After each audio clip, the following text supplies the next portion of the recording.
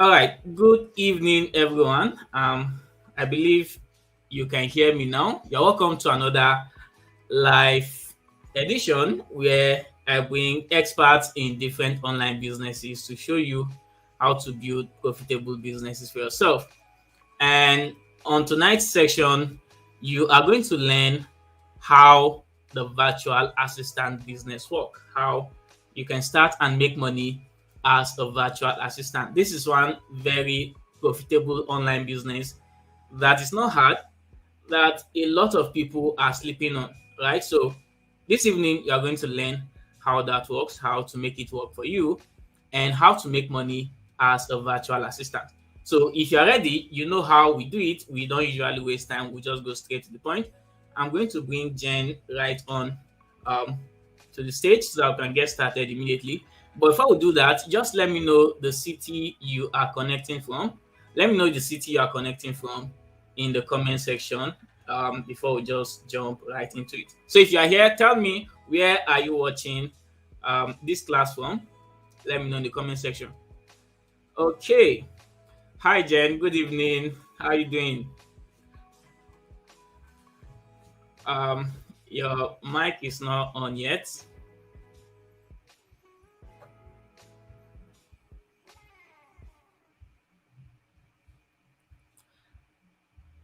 I can't hear you. Okay, maybe you should check if your mic is connected. Awesome. Onida Boy from Asabag. You're welcome. Bright Habib from Lagos. Good to have every one of you. People from Port Harcourt, Ocean State, Ibadan. You're welcome. I still cannot hear you yet. Don't know.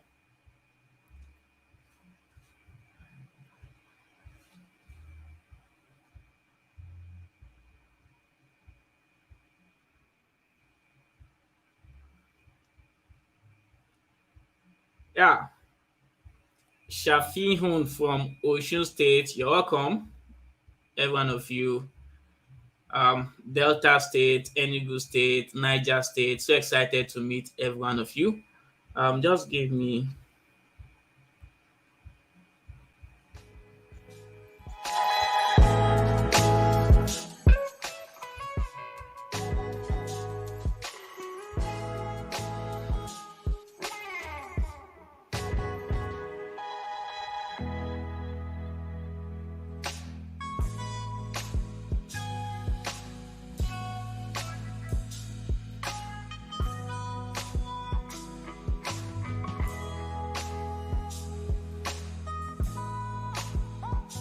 Good to have you here, Courage. Thanks for joining us.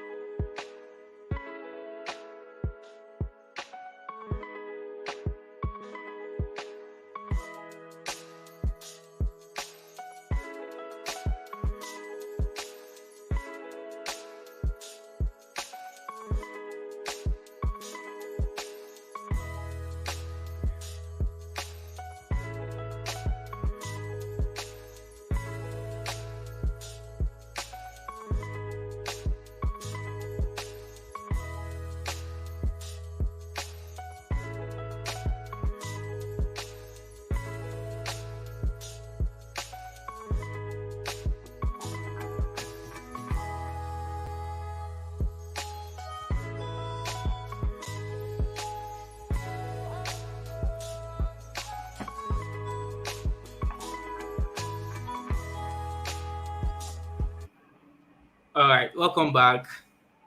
I Um, can't hear you. I hope you can hear me. Okay, but I can hear you very clearly I can't now. hear you. Can you hear me? Yes, I can hear you. You can hear me, but I can't hear you. Okay, just give me a What's going sec. on? Let me check. Hi, everybody. Can you let me know if everybody else can hear me? Yeah, If you can everybody hear can hear me, you. let me know in the comment section. Emmanuel, I can't hear you, but at least you can hear me. I think that that's perfect. Yeah. Is it? Okay, if you guys can hear, just let me know in the comment section. Probably.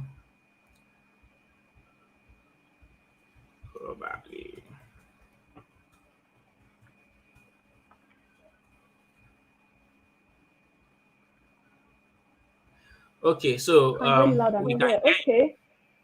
Yeah, Okay. Okay. Thank you so much. But for some reason, Emmanuel, I cannot hear you. Okay. I can't. really. Can I go on?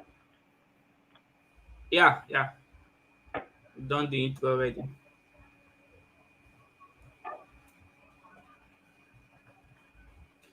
So, all right, guys, let's Okay. just get right to Hi, it. If you have everybody. any How we doing questions, tonight? Okay. Oh, thank you so much. Okay, I'm really, really happy to be here today. Okay, you can hear us both. That's good. Thank you so much. I want to first of all say thank you to Emmanuel for inviting me here. I really, really appreciate it. I do welcome. not take it for granted. I want to also say thank you to everybody.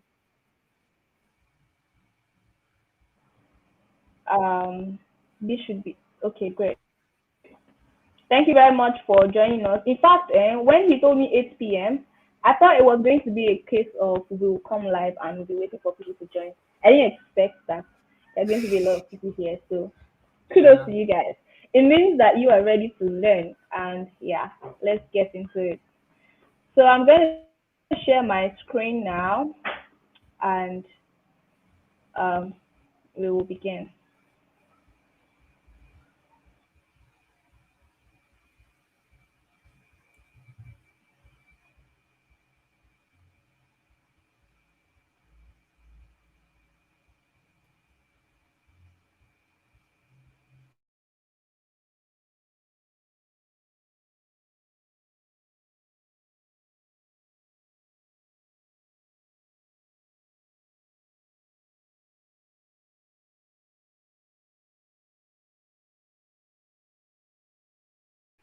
Okay, I think we are having one of those issues again, but let's just see.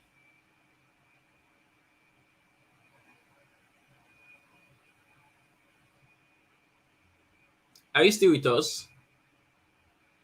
Because your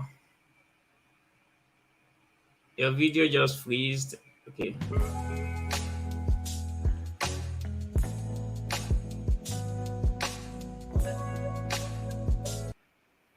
Okay, I think um she just left again. Let's just give her a moment. Let me try to bring her back on. Don't go anywhere, please.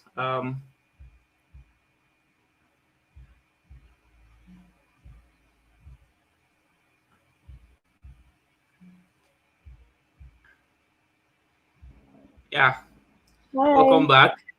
What happened? Was I it my think network?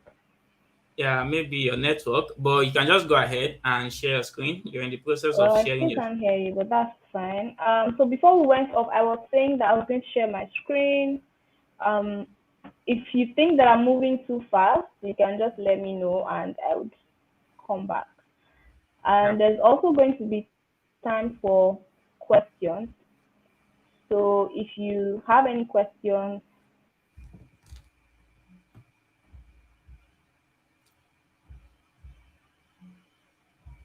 you can just hold on till when it is question. Okay.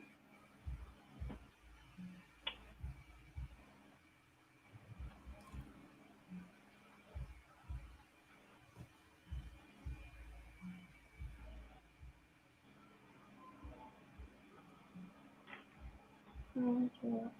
Okay.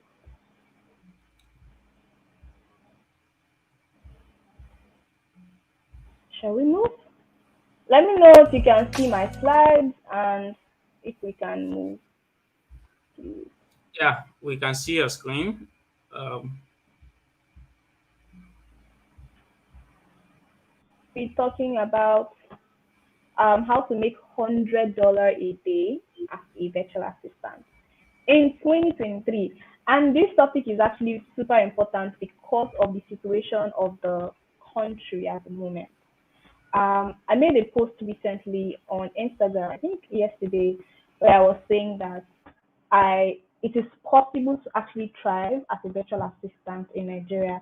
In fact, it is at this time that I think everybody should be trying to get into the world of virtual assisting in Nigeria because I mean how do you want to keep going to work every day, paying double or even triple the price of transport, or even spending more time in traffic because everybody is going through it. So if you are looking for the best way or the best thing to do to not just save time and spend more time with the family, but also make more money and spend less, then getting into virtual assistance is actually the best for you.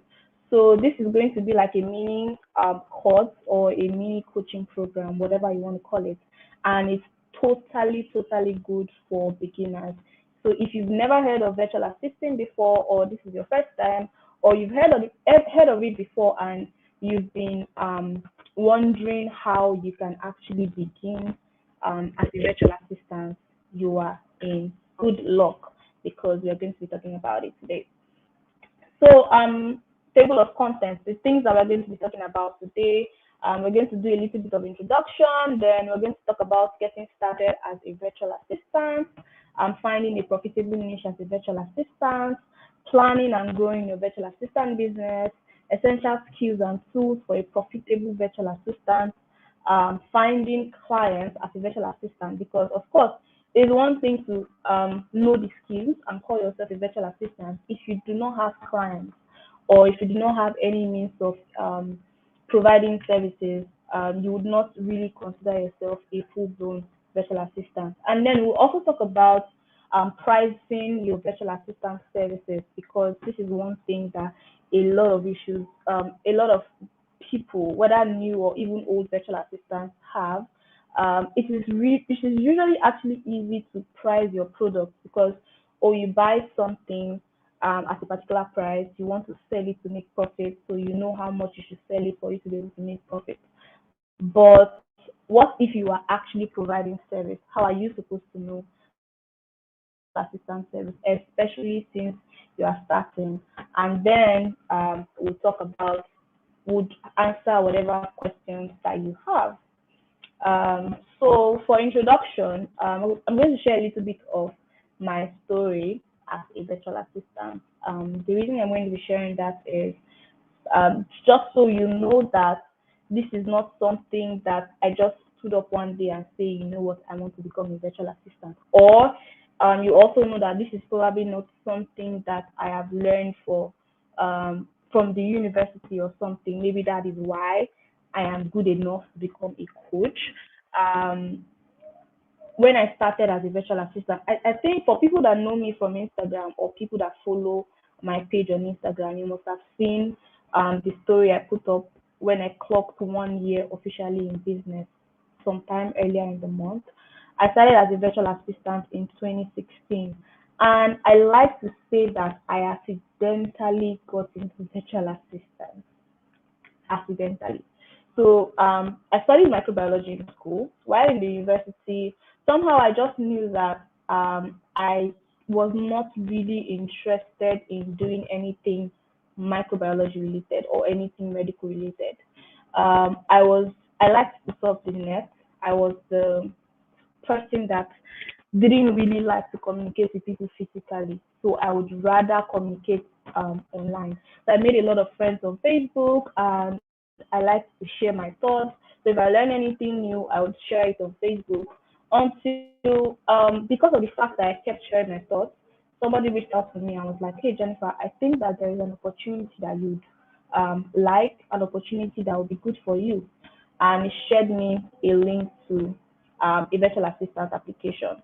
So there was this company from California, and they were looking for Africans to train as virtual assistants, but not just train them, but also pay them while they do the job.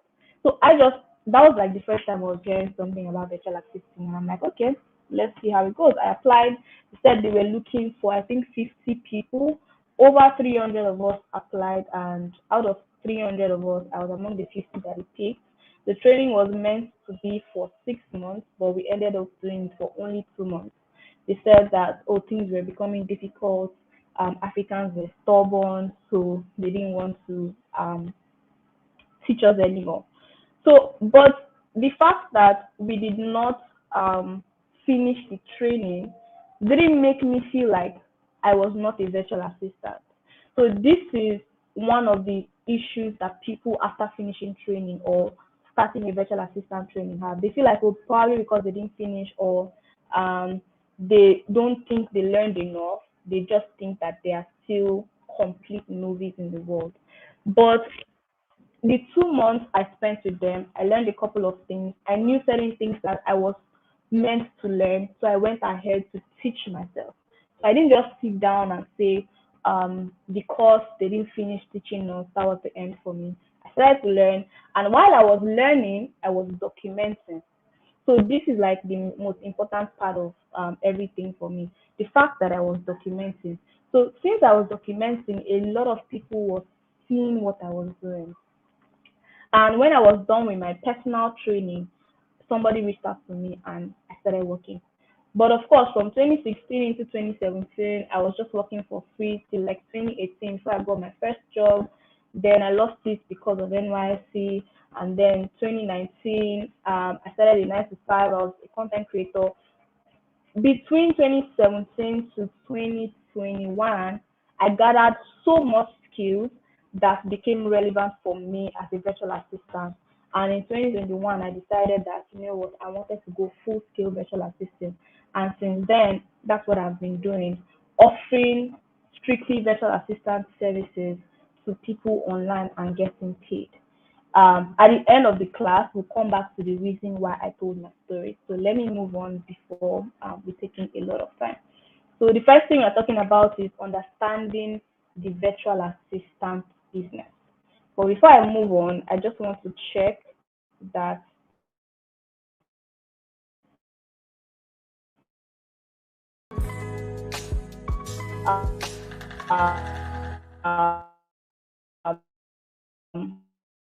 we are still here. Can you hear me?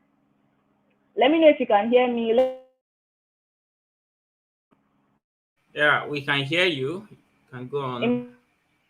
Emmanuel, please let me know. Can you hear me? Have you been hearing me so far? Can you see my screen? Yeah, so far we can hear you, except just a few seconds ago. But so far you are good.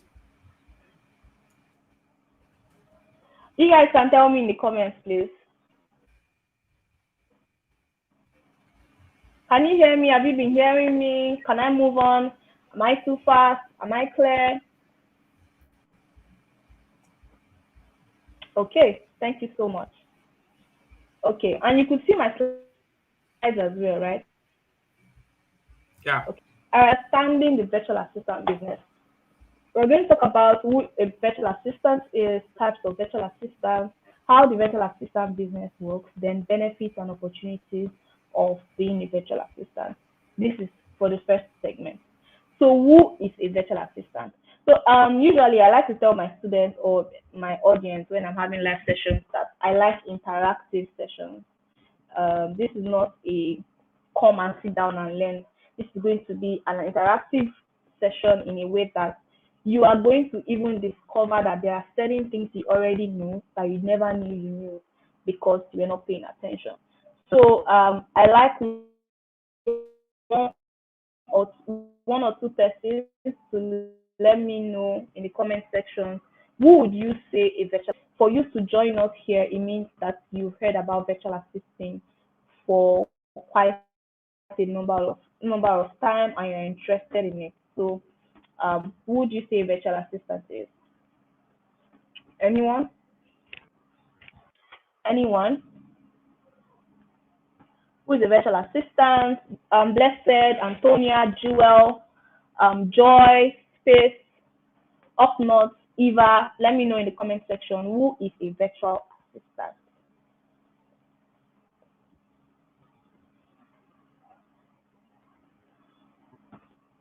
Anybody?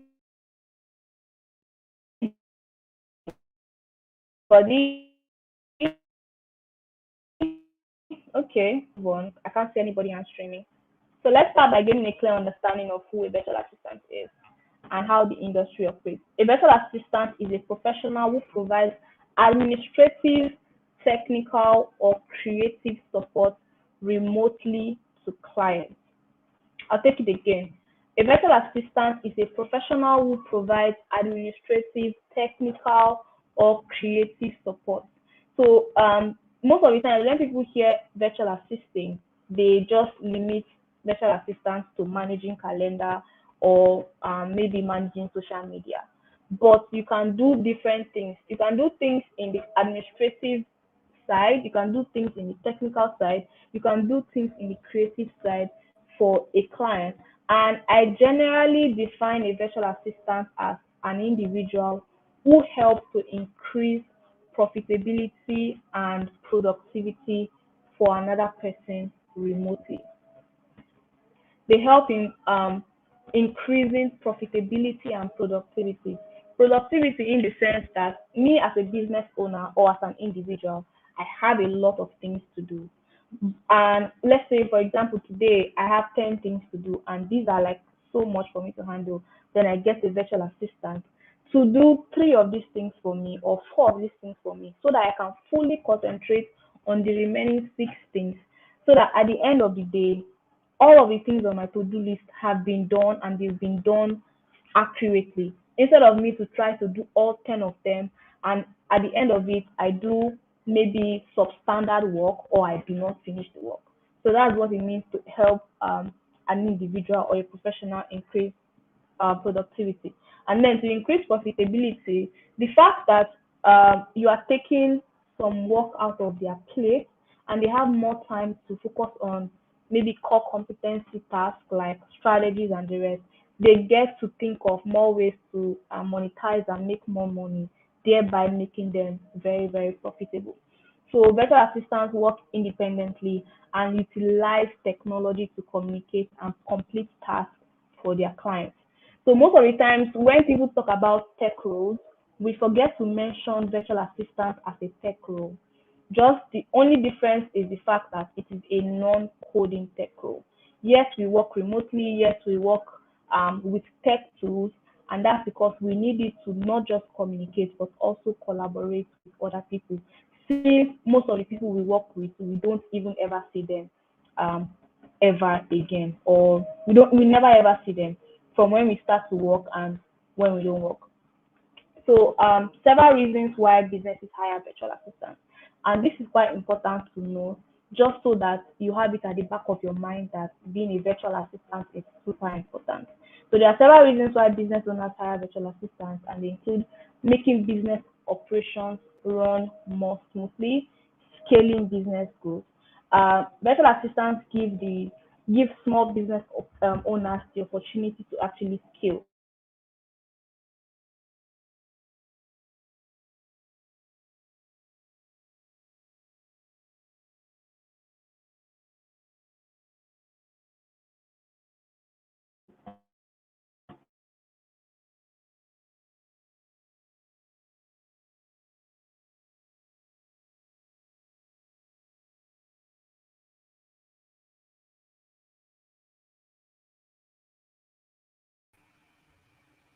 Aside from a bigger space, they will need bigger equipment or bigger things in the office or in the store to help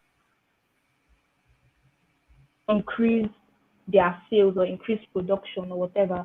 But if they are working with virtual assistants, they don't necessarily need bigger space. They work around the world. So another reason businesses hire virtual assistants is that it ensures that tasks outside of the business owner's core competency areas get done. For example, as a business owner myself, I have a virtual assistant agency. While I am trying to sort out work for my clients, there are other sides of my business that I would probably want to get done, but I don't have the time to do. If I get a virtual assistant that works with me remotely, they would help me do it. Tasks like maybe sending emails to my coaching students or filling in data on Excel sheets, maybe creating content or reaching out to people for me so that my business can continue to grow while I am still doing some competent core tasks that they may not possibly be able to do. So another reason is also to reduce operations costs. Like I mentioned, if they want to expand, they will need a bigger office. Or better still, let's use the analogy that I usually use for my students. Um, let's say you are a business owner, Emmanuel, and you have your office. You pay rent of 150. You have 500,000 naira budget or 500,000 naira. So you run an office space. Your rent is 150K. Then because you work outside your house and you have people there, you need to buy fuel, you need to buy laptops that people are going to use, you need to pay salary, you need to buy internet, you need to subscribe, you probably need to buy water that your staff they are going to be drinking. That is inside your 500K. By the time you spend all of this money, you realize that at the end, you may only be able to pay two people or three people to work for you. But if you are hiring a virtual assistant and you're working from the comfort of your home, the only thing you just be needing is maybe buy fuel for you to run um, electricity in your house, and what else? You already have your laptop. You don't necessarily need to buy laptop for anybody because anyone that is a virtual assistant or would say they want to work with you remotely, it means they have all of the tools that they need. You don't need to buy data for anybody because of course they need to have that.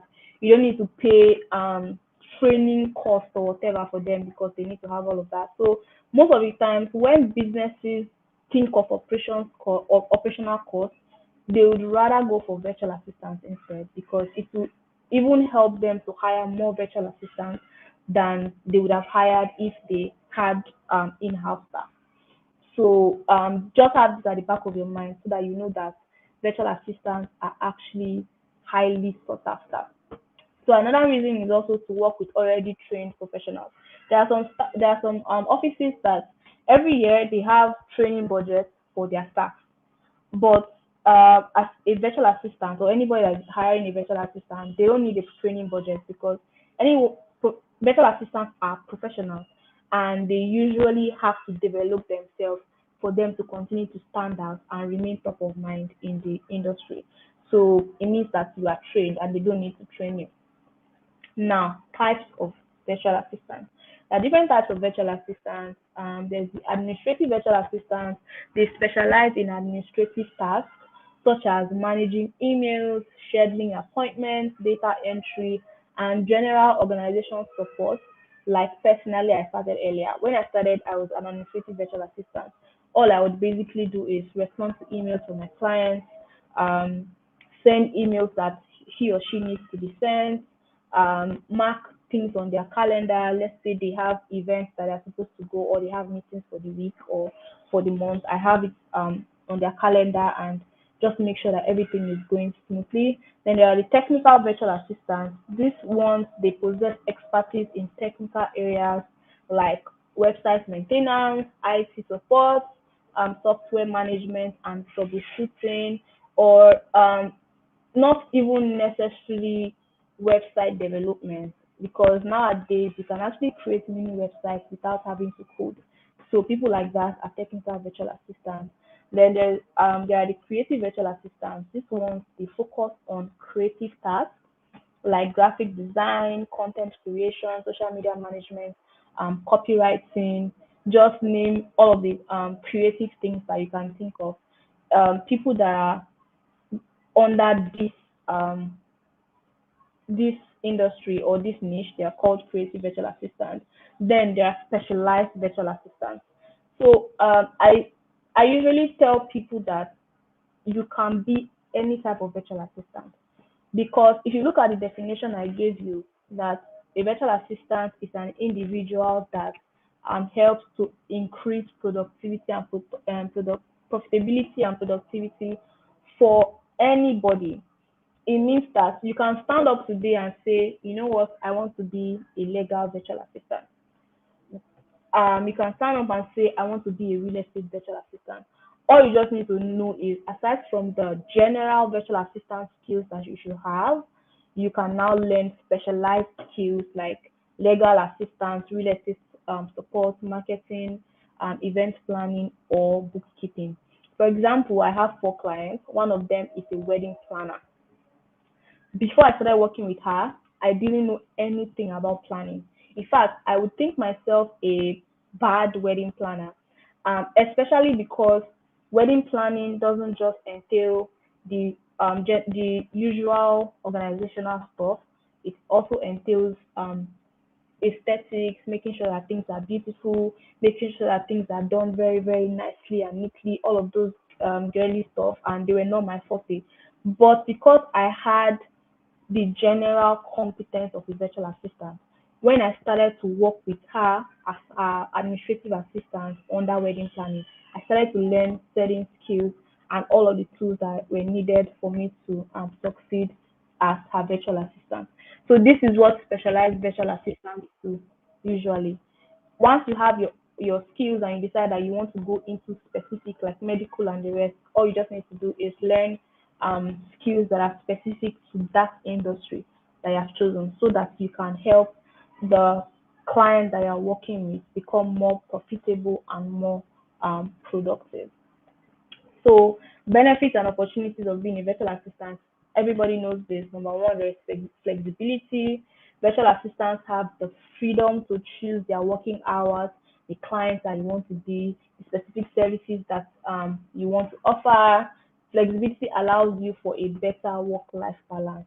Well, this is nice and cute, but if you are doing this full time, if you are doing this for full time, or you want to make a business out of this, when you are starting out, it could be a little bit difficult because this is the only thing you are doing. You are trying to build experience, you are trying to build up your portfolio. You may end up taking in all type of clients that will come your way. So I like to say that when virtual assistants start, the flexibility is not as um, quick to come as they make us believe when they're advertising virtual assistant jobs, because you could get clients that maybe they are a startup and they demand a lot of attention. And if you are supposed to work 9 to 5 and you now believe that since you work 9 to 5, you can do whatever you want to do, you can have fun, you can play, you can gist. Yes, you can do that because nobody is seeing you. But if you are not one that knows how to multitask perfectly, you get to make mistakes when you're working. And one of the things that virtual assistants should never do is actually make mistakes, because um, any little thing can actually spoil a lot of things for you. Everybody hiring you is hiring you as a professional, and they are hiring you as a professional enough to represent them. So if you now make mistakes that would affect their business, they would want to be very, very quick to let you go and look for somebody else. Another benefit is there's location independence. Virtual assistants can work from anywhere as long as you have your internet connection, you have your laptop or your phone, whichever you're using to work, and yeah, you can make sure that you deliver the job. Then diverse client base. This is like my most this is the part I like most. You can work with different clients in different industries. Personally, I have 4 virtual assistant clients I work with. Like I said, one is in wedding planning, another one is in travel immigration, another one is a tech career coach, another one is a non-coding career coach. So these are different people in different industries. I get to work with them as their virtual assistants, and all of them are in different countries. So unlike if you're working a 9 to 5 job that you only have to work with the person that you are working with. Of course, there's also income potential. A virtual assistant business offers the potential to earn a substantial income by serving multiple clients simultaneously and scaling your business. So one of the beauty of virtual assisting is you can make more money every day as long as you have the right skill and you're positioning yourself. If today you're charging somebody $100 and you're like, I don't want to do $100 anymore, as long as you've actually proven that you are almost indispensable by giving them results, you have a right to increase your fee, and they would either listen to you or you find another person that would pay the fee that you're looking for. Unlike if you're working a 9 to 5 job that you have to wait till like 3 months or 6 months or even 1 year before they can increase your salary. And then there's skill development. Being a virtual assistant provides opportunities to continually learn and develop new skills as you adapt to the evolving needs of clients. This one is actually very, very important as well because if you are working with different people, it gives you the opportunity to learn about the different industries. So far, I can say that I know something about almost everything because if I'm working with you and I have to do certain tasks for you, even if I don't know anything about it, I have to go and make my research. And the more you are making your research, the more you are learning, and that is making you more expensive in quotes for the next person that will come and hire you. Then there's entrepreneurial freedom. You can decide that you want to work with one person, you can decide that you want to work with two persons, you can decide that you want to work with three persons, whichever number that you want to work.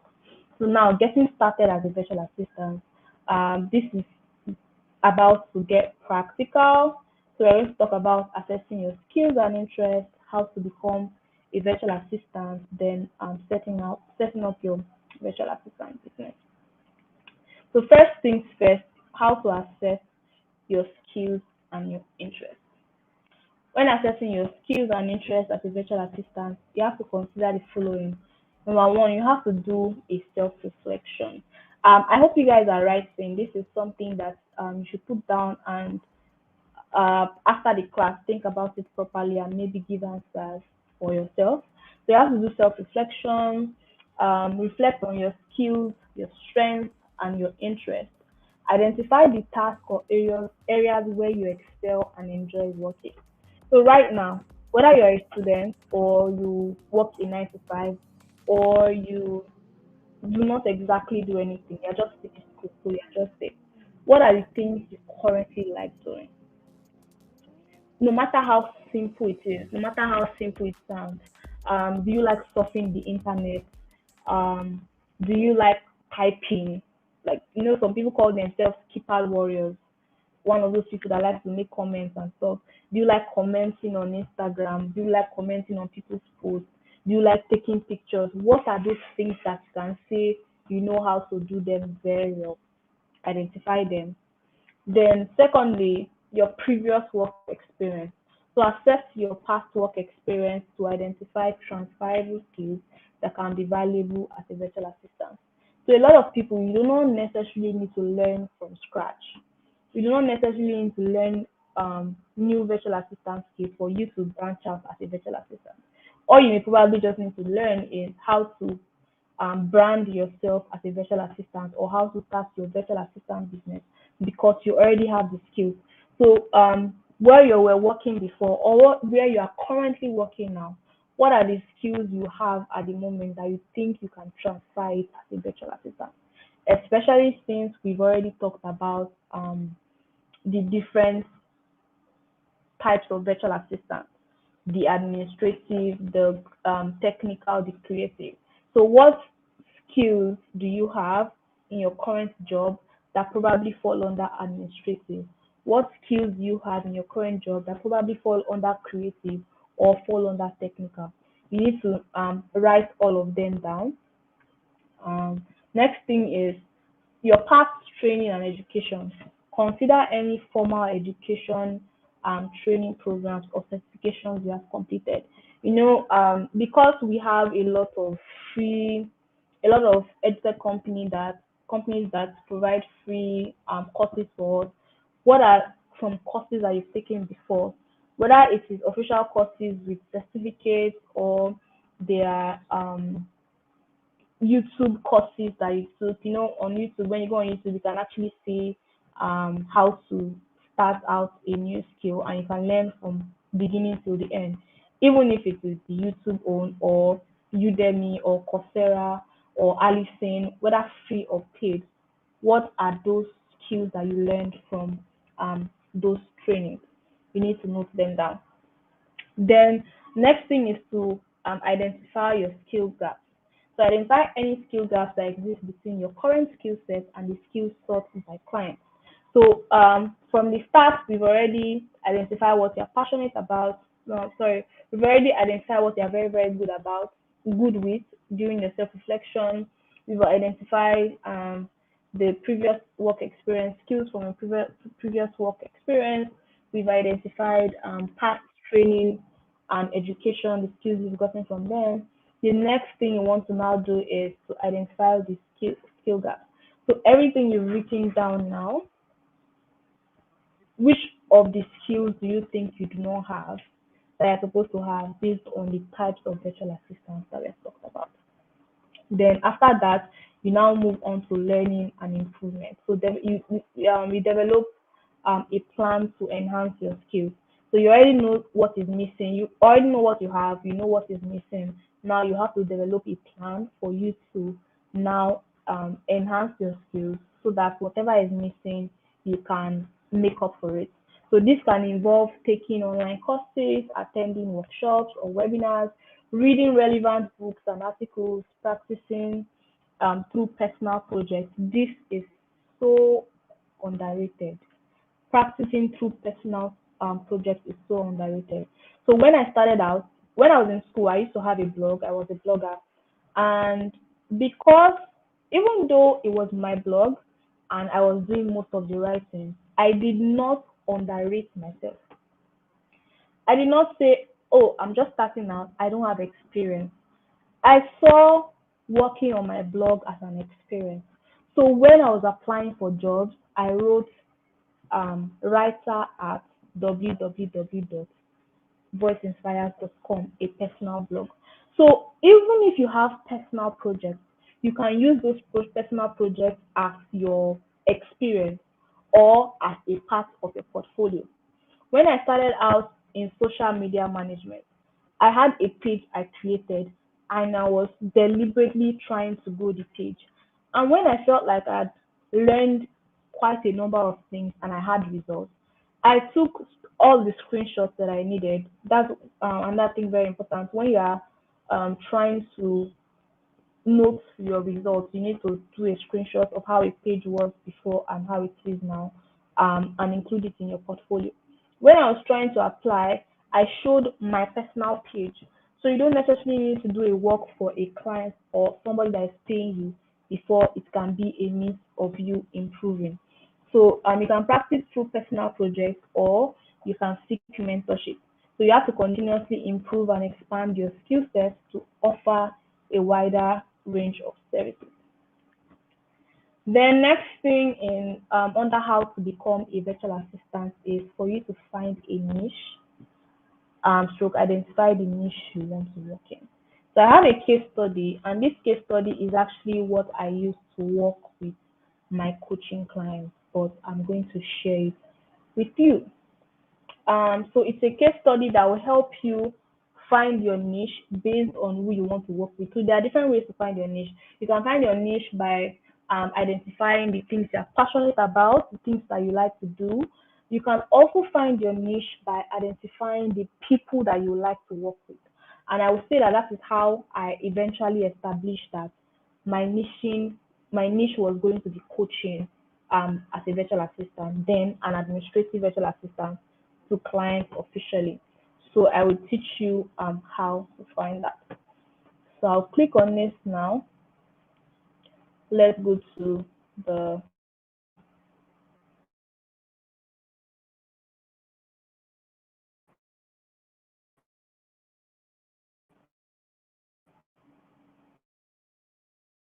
document. If you can hear me, let me know if the class has been going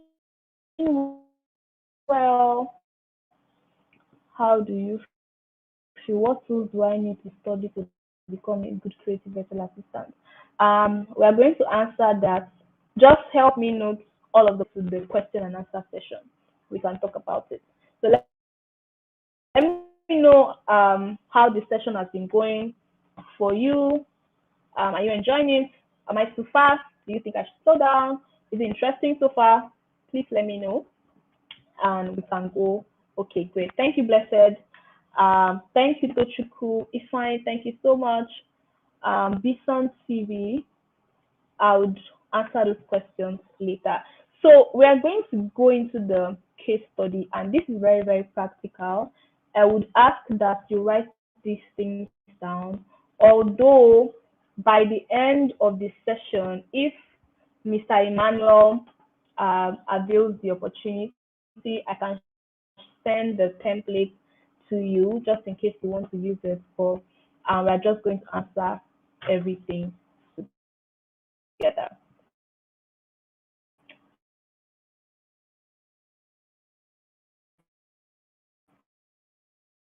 All right, Eva Glamour, thank you so much. Work with.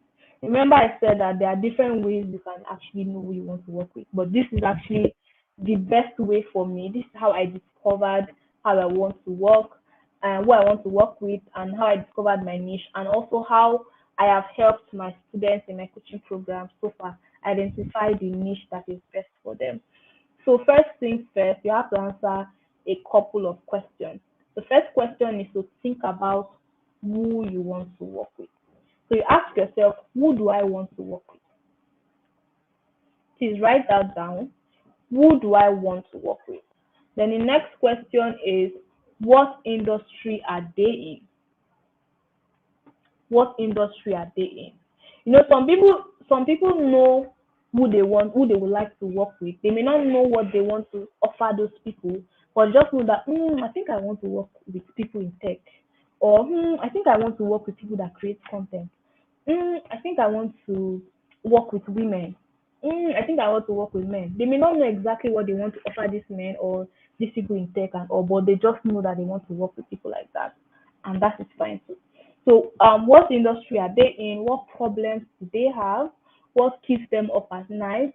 What solutions can you offer them? So now let's answer the questions together. I've already answered them myself, but yeah, let's do that together. So for me, when I ask myself the question, who do I want to work with? I thought about it carefully and I tried to link my story to them, because sometimes uh, you deciding who you would like to work with may be as a result of something that happened to you before, or as a result of something that you've gone through before. For example, I'm a woman, and um, I graduated from school in 2017, and so far I would say that I have never gone past 2 months without a job ever since I graduated from school.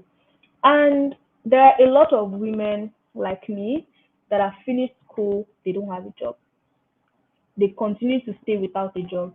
And for that reason, they have to do certain things that they don't want to do, or they have to endure certain things that they don't want to endure, just so that they can fend for themselves. I grew up, I wouldn't call myself a rebel per se, but I was a little bit stubborn in the sense that after university, you know how they would say, you have to, as a woman, you have to stay in your father's house, you get married before you leave your father's house, or they would tell you it's only a man that is qualified or should want to leave their father's house. That was not it for me. I knew that there was no way I was going to go back to my father's house. I did not want to stay in my father's house. So I needed to find a way to start making money. So, and another thing that made it possible for my parents to be fine with me not being at home was because I had a source of income and they knew my source of income. So I know that a lot of women have to stay in their father's house and have to do certain things that maybe their parents want to make them do, maybe marry early or whatever because they don't have. So I know all of that. That's why I decided, you know what, I want to work with women who either do not have a job or are tired of their jobs and they want to change their job. So that's how I decided who I wanted to work with because of my story. Currently, I stay in Lagos. I stay in Lagos on my own. I'm the first in my family that actually ever came to Lagos, and it was fine to do that because they knew that I had a job, I had a source of income, and I know that not a lot of people or a lot of women are actually privileged to be able to do that. That's why I now decided, okay, it's women, it's going to be women for me. So then who either do not have a job, yes, and people that have their jobs, people that have jobs but they are tired but they want to change jobs. So what industry are they in? Not specified. Not specified because okay, there are two sets of women I identified here that I said I want to work with. The ones that have a job and the ones that do not have a job. So that means they are not in any industry. Then the ones that have a job but they want to change their job. So that means that the industry is not exactly important. So not specified. Next thing is what problems do they have? If you note if you note how we are moving, you can see that it is actually a gradual process. We move from who we want to work with to the industry they are in, then what problems do they have? You cannot want to answer the problems you have first before deciding who you want to work with. You have to answer the first question first, the second one, and then the third one. So what problems do they have? The ones without jobs, their problems include no jobs, no source of income, they feel depression, they have low motivation, they probably have to do things that they don't want to do because they don't have a job. They're consistently sad. So these are the problems that these people have. Then the ones with a job, the problems they have include lack of interest for their job, low salary, an annoying boss, unreasonable deliverables, too much hours committing to work, less time spent with family, or they have health condition, or in this sustainable economy, they cannot afford to pay transportation every day, or they stay in an area where it rains. When it rains heavily, it becomes flooded, and they have to look dirty to work, or they have to enter the rain to go to work. All of those um, issues. So these are the problems these people have. So the reason why it is very, very important for you to identify the problems that these people have is so that when it is time to reach out to them, it is very, very easy because you already have at the back of your mind what their problem is and what they are looking for as a solution. So now what keeps them up at night? So these people are described in um, the last numbers above. What keeps them up at night? What keeps both of them up at night is learning new skills and getting a new job. Because the ones without job, one way they can get a job is to learn a new skill. The one that the ones that have a job, one way they can change their job is to learn new skills and also get a new job. You may want to say, oh, the ones without job, what if it's because they don't have what if they have skills, but they've just not been employed? They've not been employed, that's why. If you have skills and you are not employed, it means that you are not positioning yourself rightly. And learning how to position yourself rightly is a skill on its own. If you have skills and you're not employed, it means that you do not have employable skills or in demand skills. For example, you have finished schooling, you studied microbiology or you studied agric. Yes, you have agricultural skills that you learned in school. You have your degree, but you don't have a job right now. Why? Because agricultural skill is not an in-demand skill. And an in-demand skill means that a skill that people are consistently hiring for. People are consistently looking for people that they will pay to do their job. So I'm learning new skills and getting a new job. So what solutions can I offer them? So I thought about the fact that okay, I can teach them skills to help them get a job. So since what keeps them up at night is learning skills and getting a new job, what solutions can I offer them? I can teach them skills to help them get a job. So now what skills can I teach them? I have a lot of skills. So over time, I have dabbled into different industries. I have learned a lot of things. So I now outline, okay, what skills do I have? I can teach them. I can teach them design. I can teach them web research. I can teach them web design. I can teach them storytelling. I can teach them how to organize their files. I can teach them social media management. I can teach them content creation. I can teach them video editing. I can even teach them how to find topics to talk on just in case they want to probably start creating content online. So now what the next question is, what skills can benefit them and actually solve their problem? So based on everything I know how to do, what skills can actually benefit them? So I had to now say, you know what, I don't want to pick only one. I want to be able to teach different people these different skills. And how can I package it, and how can I package it so that it is not confusing to anybody? It is virtual assistant. So do you see how we moved from the top and we got to this point and I realized that, oh, I want to be a virtual assistant coach. That's the niche I want to be. That's the niche I want to get into. Only by answering the question of who I want to work with. And the reason I can say virtual assisting is, earlier when I described the virtual assistant is, I told you that virtual assistants can do anything. It just depends on the type of virtual assistant they are. And since I have a lot of skills, I don't want to pick only one and leave the others. So I can coach virtual assistants. So when I'm coaching you and I introduce you to different types of virtual assisting, and you now say, okay, I want to be a social media virtual assistant, or I want to be a research virtual assistant, I can now focus on teaching you strictly research virtual assistants. So this way, I can help a lot of women. This way, I can help a lot of the ones that have jobs or the ones that don't have jobs. So this is how you can answer the question of who you want to work with so that you can find your niche. Um, is everything going well so far? Oh, network. Yeah, everything is going well. Is everything going well? I can see some Absolutely. network. Is everything fine now? Did you stop hearing me at some point? Because I thought everything was going good. Emmanuel, how is it going? Just nod or give me a thumbs up It's if going you well. can. It's going well. Hi. Yeah, you can move on. We can hear you, and Is we're everything going enjoying the well? class. Okay, great. So everything is going well so far. You can hear. Me? All right, fantastic. Okay, let's continue.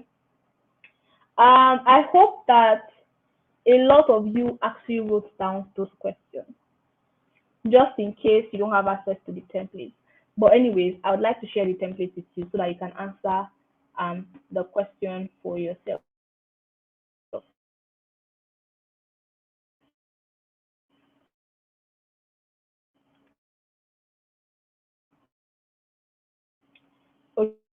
Okay, so I will move on. Last signatures. Thank you, PV. Thank you.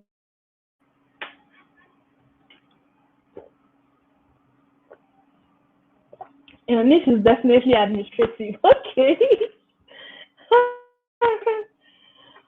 Oh, okay. Sorry about that.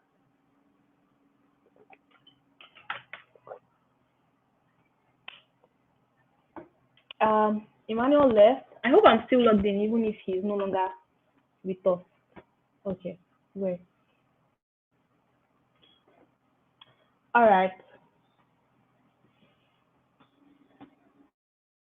Mm,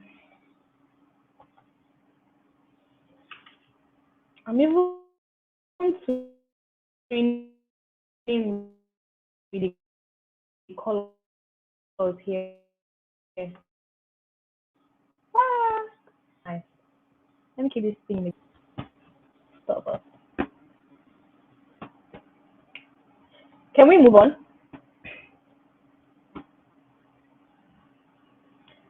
Can one We be can a move project on. management virtual assistant? Of course. Yeah, you said you want to share a file. I will even share the slides. So the slides that I'm currently using, I will share stuff. Um,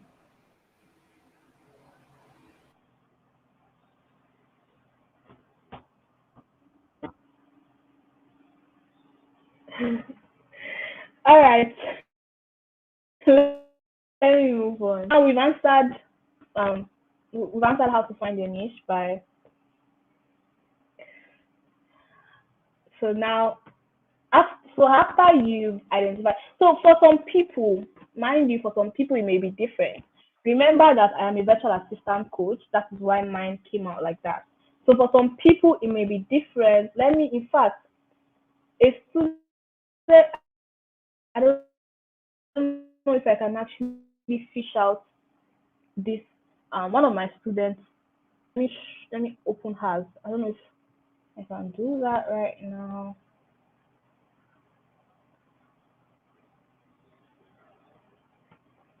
Finding.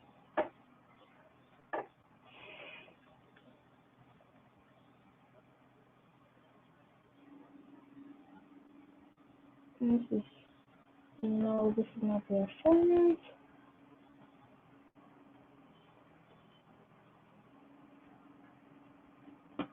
I'm trying to look for another person's phone, but I could share that with you as well. Anyways, just so I don't waste time. So for some people it may look different, especially for some that probably want to do project management.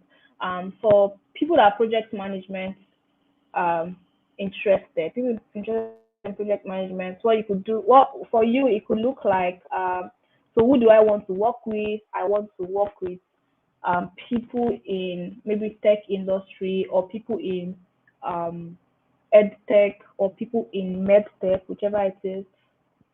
Excuse me. What industry are they in? Yes, you call the industry. What problems do they have? Maybe the problems they have is there's no enough collaboration in their teams, or their team is missing deadline a lot, or they start projects they don't finish. So identify problems that people that are in project management, or people that are looking for project managers, would probably have. If you want to go into administrative virtual assisting as well, identify problems that people that will be looking for admin virtual assistants will probably have as well, so that it is going to be very easy for you to want to pitch to them. So let's move on. So the next thing is to build relevant skills. So if you've identified all of those things, and you now know, okay, this is what it is, you decide what skills that you need to learn. So me as a coach, aside from the fact that I know virtual assisting, I know video editing and all of that, there are certain skills I still need to learn so that I can do better as a coach. Number one, I need to learn public speaking. Number two, I need to learn how to create beautiful slides so that when I'm presenting, they look nicely. Number three, I need to learn how to pitch. Just in case I want to pitch to companies, I want to pitch to people to train them. I need to learn how to um, carry students along when I'm teaching. So all of those skills, once I identify them, I now have to start building them. So next thing is to decide the kind of virtual assistants you want to become. So there are different types of virtual assistants. Aside from those virtual assistants I told you, maybe we could call them categories. So these categories are full-time virtual assistants, freelance virtual assistants, or business owner virtual assistants. So full-time virtual assistants are those ones that work 9 to 5 for companies as a virtual assistant. So you're like a full-time staff of those clients, even though of those businesses, even though you're a virtual assistant. Then freelance virtual assistants are those ones that can have um, more than one client. So you're working with 2 people, you're working with 3 people, and they know that you are working with other people as well. So you guys just have the timing that you need to work together, and nobody passes the time that you're supposed to work. Then there's the business owner virtual assistant. Personally, I am both a business owner and a freelance virtual assistant. Or better still, I think I actually just transitioned into a business virtual assistant here. Before I was a freelance virtual assistant where I had um, clients that I was working with. So they were working with me directly. But now anybody working with me knows that they are working with my business. So it means that sometimes I may not be the one to do your job. It could be one of my virtual assistants doing your job. So then create a growth template for yourself, at least 3 months. So there was a time of my life I thought about what it means to create a growth template or a growth blueprint as a virtual assistant or as a newbie virtual assistant. And this is if you do not want to learn from anybody or you think that you don't have a budget to learn with anybody. Although a smart man once said, or a wise man once said, the greatest way to learn is to learn on the shoulders of giants. But if it is that you do not have a budget, it's not something that you can really do, and you want to learn on your own, you can create something I call a growth template. And this is a blueprint that will carry you from where you are right now to where you want to be. So where you are right now, it could be that you are just excited about virtual assistants. You've heard about virtual assistants today, you've heard about it in depth, and you feel like, you know what, I want to go into it. So that's where you are. And then where you want to be is you want to be a professional virtual assistant who is getting clients and getting paid as a virtual assistant. So your growth template will now contain what you need to do to get you from this excitement stage to the stage where you're a professional virtual assistant. And of course, that would mean creating like a course outline or whatever for you to self-study or self-teach yourself. Of course, you need to know the introduction or you need to know the basics of virtual assisting. So you can write basics of virtual assisting. Maybe you would use month one to learn the foundations of virtual assisting, everything that you need to know as a virtual assistant, maybe the mindset, the skills, all of that. You learn it in month one. Then month two, it will now be how to brand yourself or how to start looking for jobs as a virtual assistant. Then month three will now be you trying out or maybe showing yourself online or building a brand online as a virtual assistant and showing your skills so that people can trust you and now hire you. So that's a summary or a typical example of what your growth template is supposed to look like. And it should be for at least 3 months. This is because you cannot just learn something right now and start um start getting the results you are looking for, especially since you are teaching yourself. If you are learning, usually my coaching program is for 6 weeks. So if you are learning with somebody, you can actually learn for 1 month, and maybe by the second month, if you were really paying attention closely, you'd start getting your results in your second month or your third month. But if you are learning on your own, you need at least 3 months to teach yourself. Then you need another 3 months to actually experiment or practice everything you've learned so that you can now start applying and probably get a job. Then, after doing all of that, you need to start documenting your journey. It is so important. This will take me back to my story. The reason I got my first client was because I was documenting my journey on Facebook. So I started when I got into the program, I uploaded on my Facebook that hey wow I'm excited I got accepted by Belgium Consulting to learn virtual assisting. I'm really excited. Every time we have classes I'll post about it. Oh we learned this today. Oh I never knew something like this existed. So I kept doing that even when they stopped training us halfway or even quarter way and I went ahead to learn on my own. I kept updating my Facebook. So what this does for you is it helps you build credibility over time because people it may not seem like people are watching, but when they see that you've gone a long way, they would come and let you know. I started at that time, but it was not until 3 months or 4 months later till somebody reached out to me and said, hey, I've been following your virtual assistant journey. Do you mind working with me for free? And I was very excited, like, oh wow, for someone to actually even reach out to me, a professional in quotes at that time, reach out to me to work with me, even if it's for free. Because I did not interview for that role, it meant I was doing something right. So I worked with him and I even saw that as an opportunity for me to intern. So I worked with him, I did great. After 3 months, believe you me, this man said he was going to introduce me to 4 people in his circle and make sure at least one person hired me. And that was exactly what he did. I don't know how many of you know Joyce Daniels. She's a top 10 MC in Nigeria. She works with corporate brands She worked with big brands rather as a corporate MC, the likes of NNPC, the likes of Coca-Cola, and the rest of them.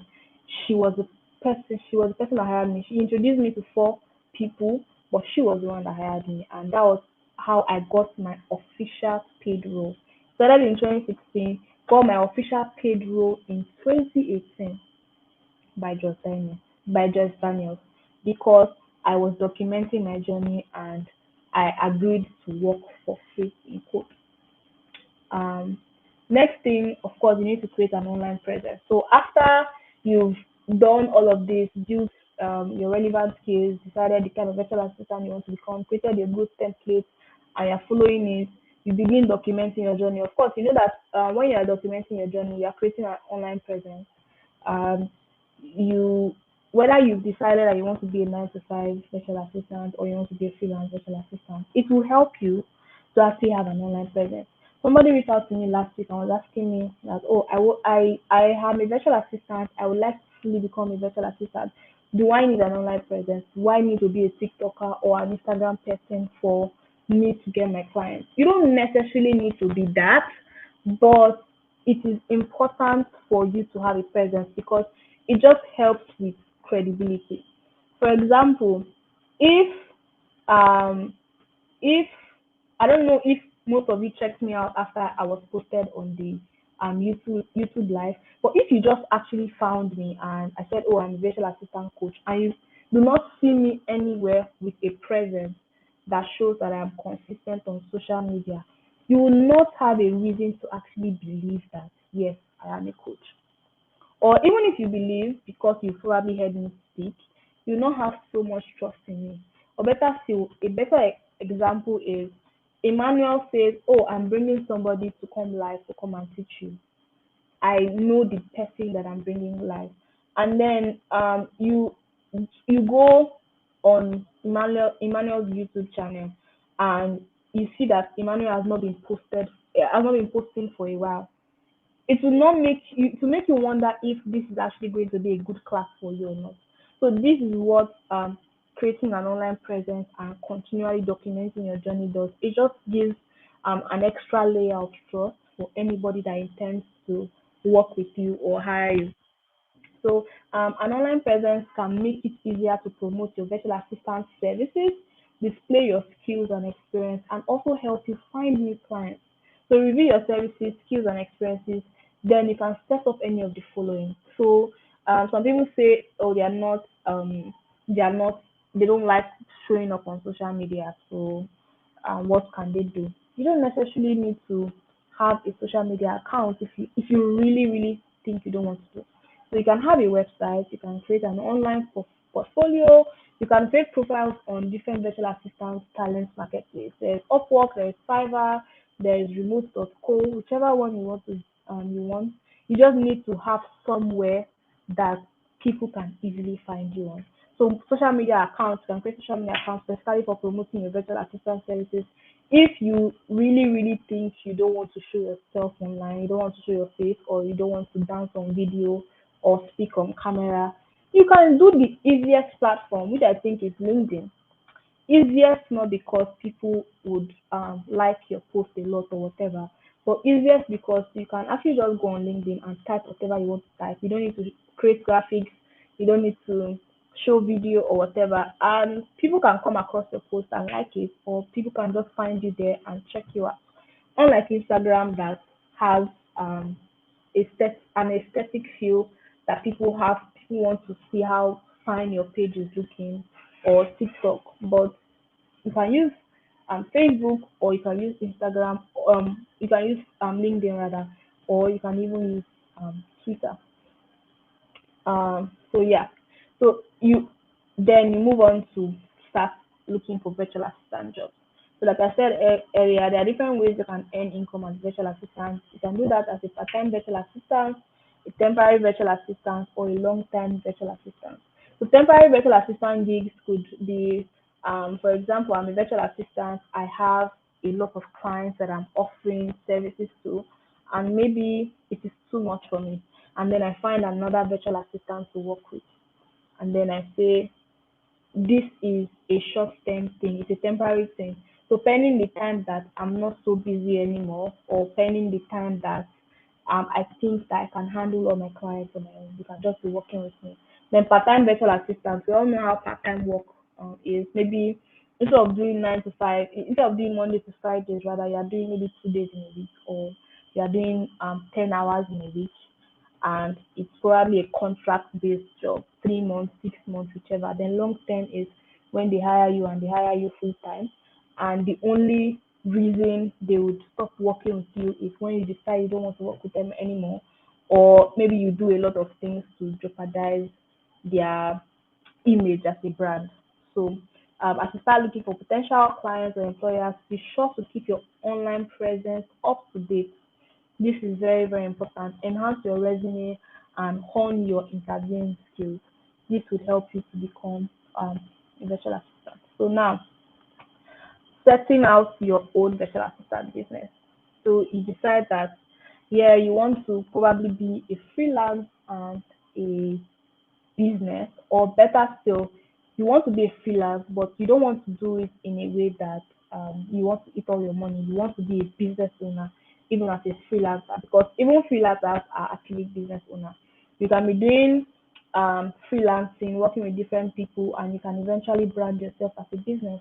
So how do you do that? The process of setting up your virtual assistant business is actually straightforward. Of course, when you map it out, when you map the strategy out, it is straightforward. It is now when it is time for you to um take the steps or do all of the things that you're supposed to do. That's where the problem may now start.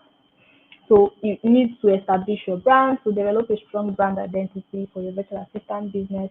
This includes creating a business name, designing a logo, and defining your unique selling proposition. And it depends on the type of virtual assistant business you are doing. If you are doing a personal brand, you don't necessarily need a logo. You can be using your face for the time being, but if you want it to be a company, like a proper company, you can create a logo for that, define your unique selling proposition, which is what will stand you out from other virtual assistants, or what will stand you out from other people that are providing the kind of services that you're providing. So your brand should reflect your professionalism, your expertise, and the value you offer to your clients. So when I teach my students branding, I usually say that your brand is a promise to whoever is going to come across it. So that means that it needs to encompass who you are right now, who you want to become, and who you want people to perceive you to be. That is what your brand should be all about. So next thing, you want to define your services and create a clear description of what you offer to your potential clients. Then of course establish your online presence through a professional website or a dedicated page on freelance platforms.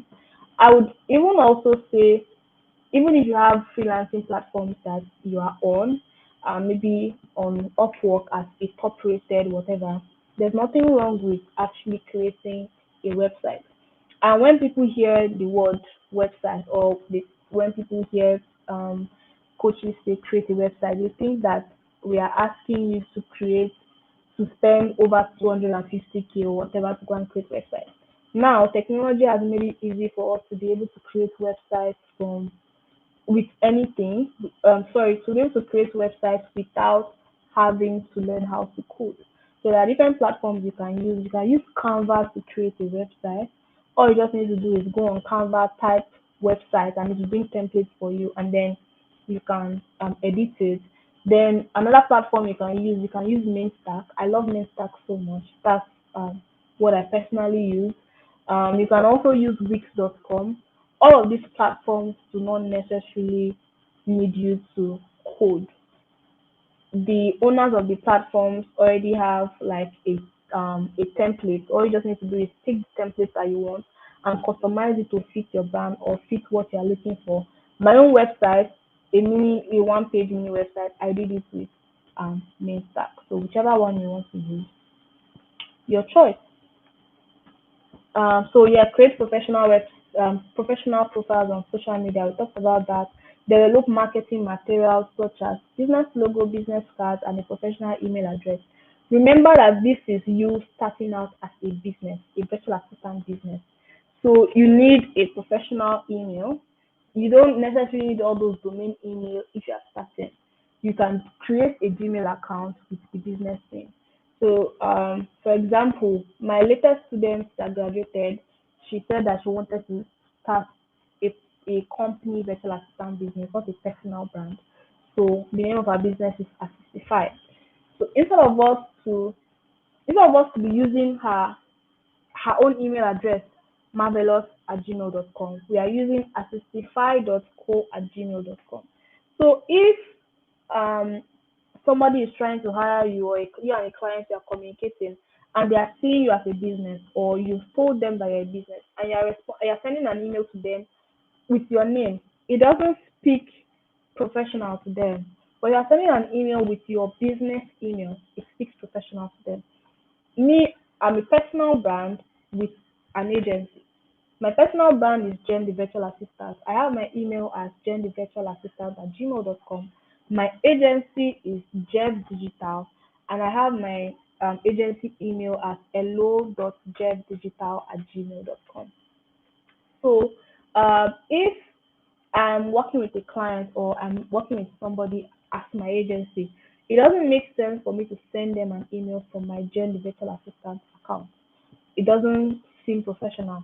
But if I send with my Dev Digital email, and I probably copy my Jen the Virtual Assistant, works better, and let them know that yes, I'm a business.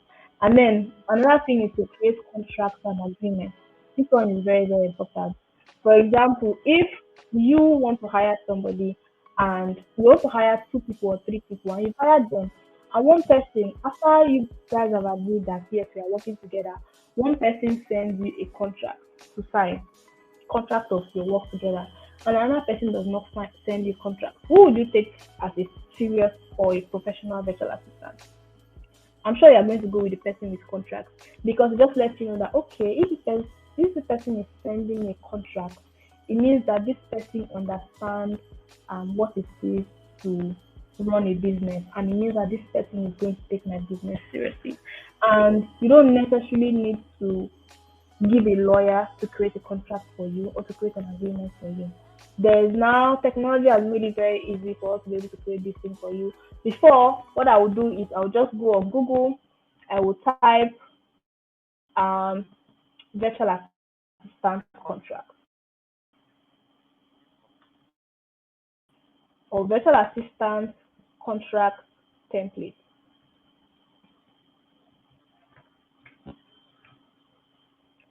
So you see different templates available for you to use. You go and pick whichever one you like. This is how I used to do it before. But now, with how you just copy and paste, and just make sure you don't copy and paste everything. Copy the ones that apply to you because of the country you're in, the kind of clients you're working with, all of that. But now that technology has made it very, very easy for us, all you just need to do is go and use ChatGPT. So ChatGPT, open ChatGPT, and you ask ChatGPT to create for you. So ask ChatGPT, create a virtual assistant contract for me, and let's say you're working with Jeff Digital,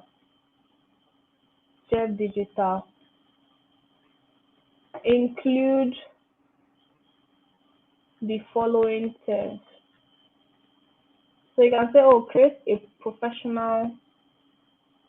So prompting is very important when you're using ChatGPT.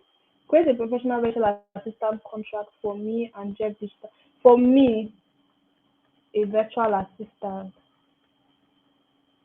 or an administrative virtual assistant,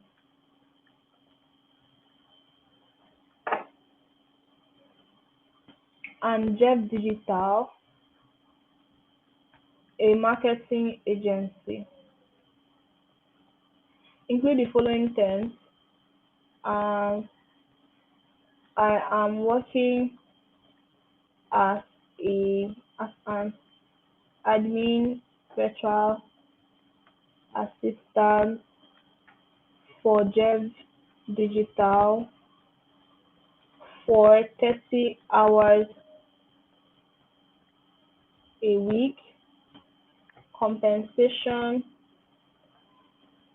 is $500 monthly.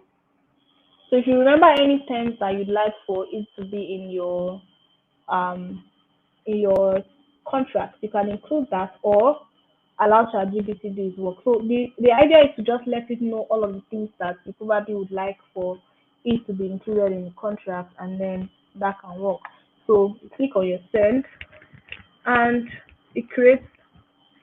You see, excuse me. You see that it creates everything for you.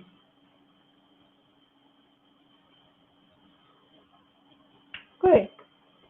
So now it's created everything for you. All you just need to do is to go and copy first of all, copy everything, and not that I'm going to use it for anything, but let me just copy.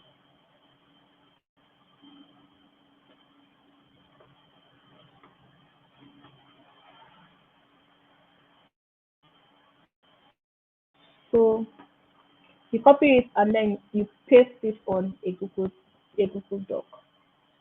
So most of you probably use MS Word, which is not bad, but I would mostly recommend you use Google Doc, because if you're using a Gmail and your Google Doc is under your Gmail, if you're using Google Docs, you can edit whatever document you want to edit, whether you are with your laptop or not. So this document I'm currently editing right now, if I share it to all of you, you can see it if you have a Gmail account. Or if I decide that I'm going to leave my sitting room and go to the bedroom, all I need is my phone. I'll go on my Google Doc and then I'll see exactly this document. So as you're working online and maybe you don't have light or whatever, while you are working on your laptop and then your laptop goes off, instead of losing your document because you do not save it like MS Word will do to you, as you are working, Google Doc is saving it on your behalf already, and then you can always come back to it. So now we've copied it. All you just need to do is to edit it and make sure that it looks nice. I'm not teaching you how to create a contract. I'm just showing you that you can easily do it, and you can do it for free. This is whether you are actually even branding as a business virtual assistant or you are branding as a freelance virtual assistant. It makes more sense, or it makes you appear professional for you to provide a contract for the client. So essential skills and tools for a profitable virtual assistant business. So we're going to talk about some skills, and we're going to talk about some tools that you need. So although specific skills required as a virtual assistant can vary depending on the type of client and the nature of the skills you'll be handling, there are core skills virtual assistants should have. So remember that when I started, I said something about the fact that um, because you can be any type of virtual assistant, which means that you can be a medical virtual assistant, you can be a legal virtual assistant, you can be a real estate virtual assistant. You need to learn all of those skills specific to those industries.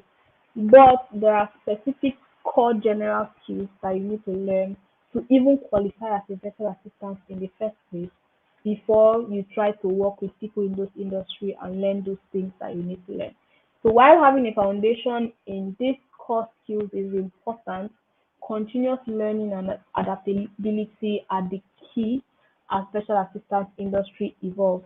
One thing I usually tell my students is, as a virtual assistant, what will help you is this: what you know today should not be the only thing you know tomorrow.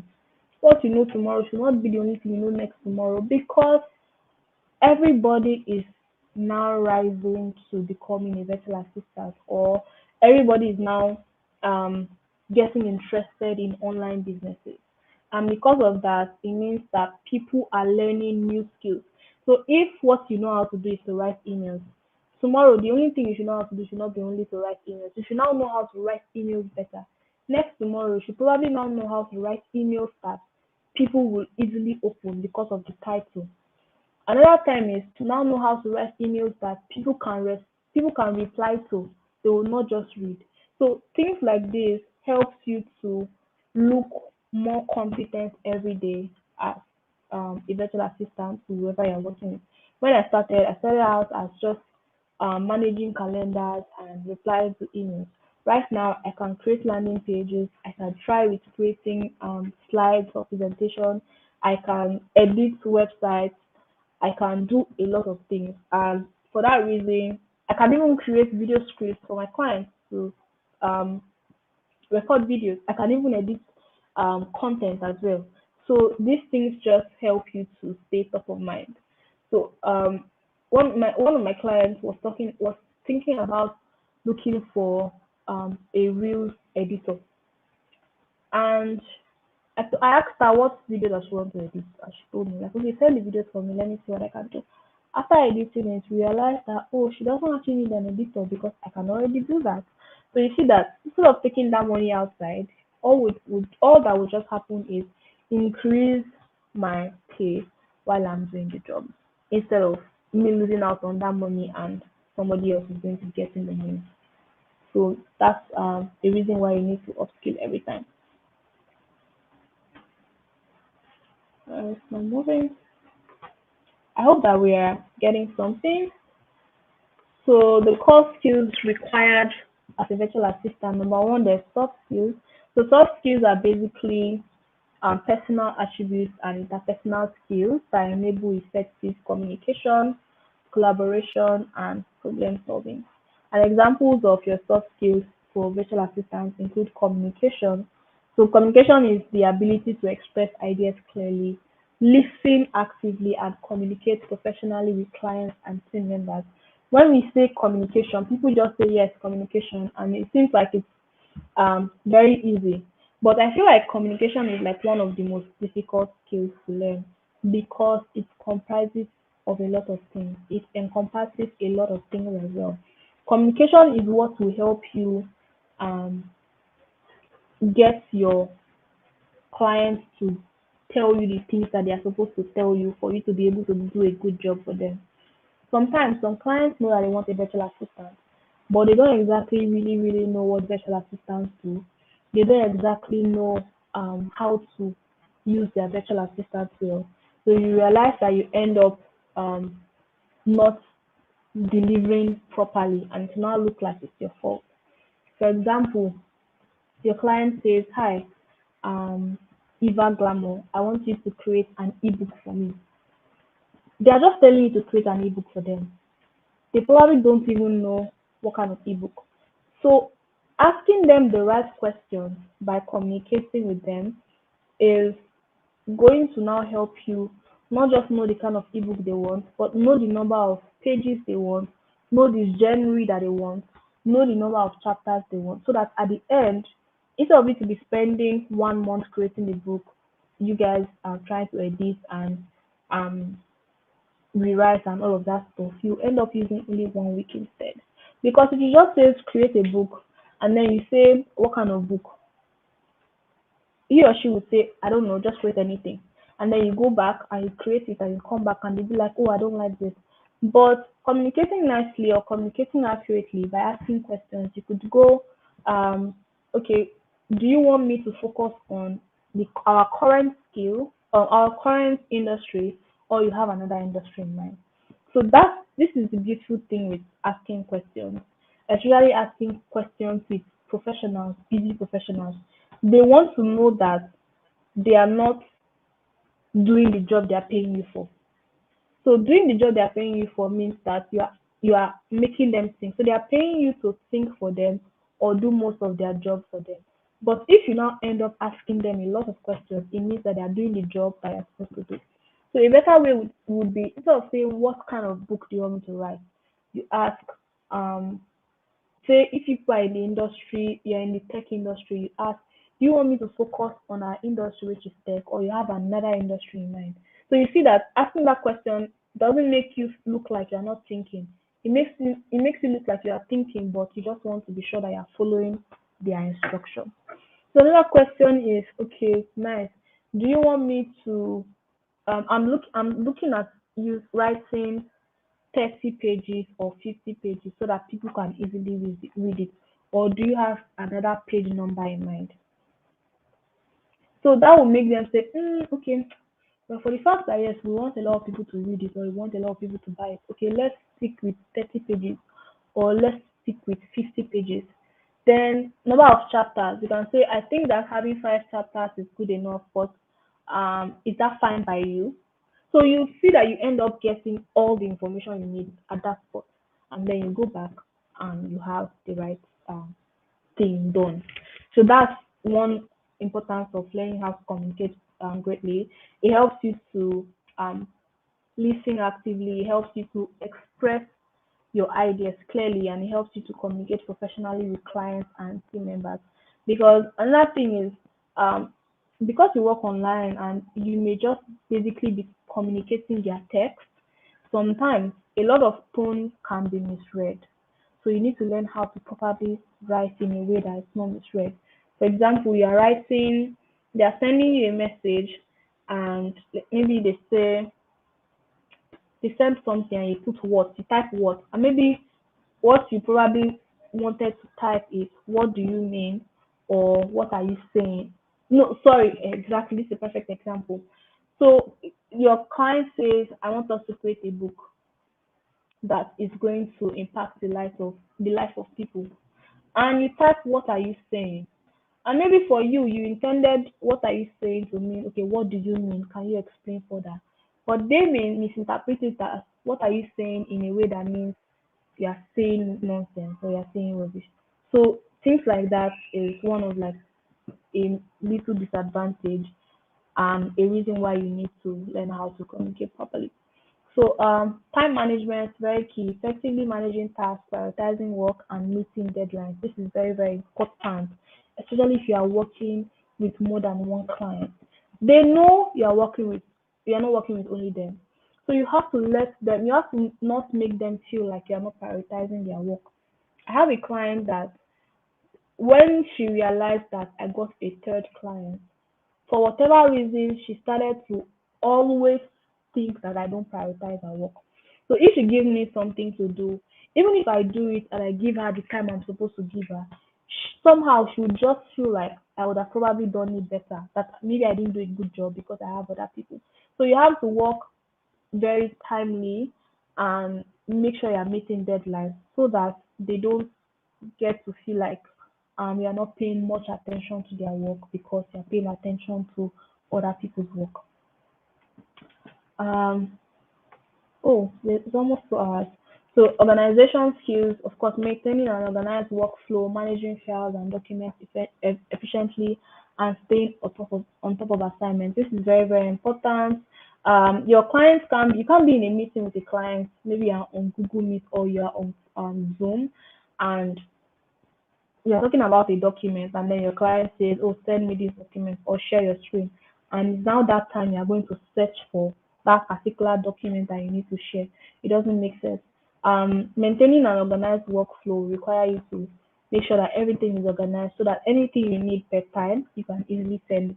So adaptability, being flexible and open to change, adjusting to new tasks or environments, and handling unexpected challenges. Problem solving, you need to be able to identify and resolve issues immediately. This one is actually very, very key. It just helps them to feel like, okay, there's something um amazing about you.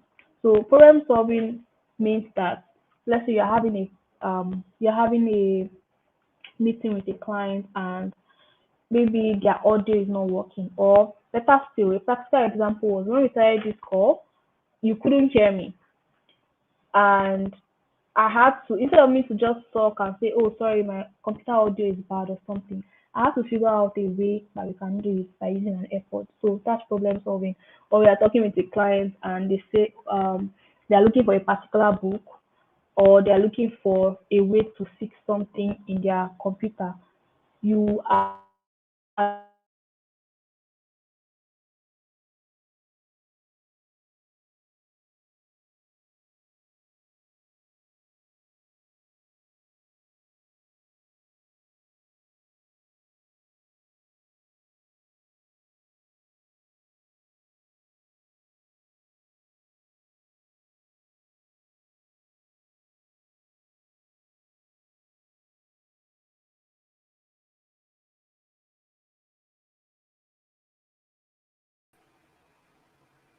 Okay, I think maybe one of those network issues again, but don't worry, she'll be back in a moment. I mean,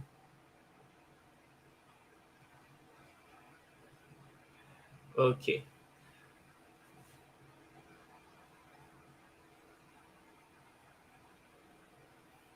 Let me try to bring her back on.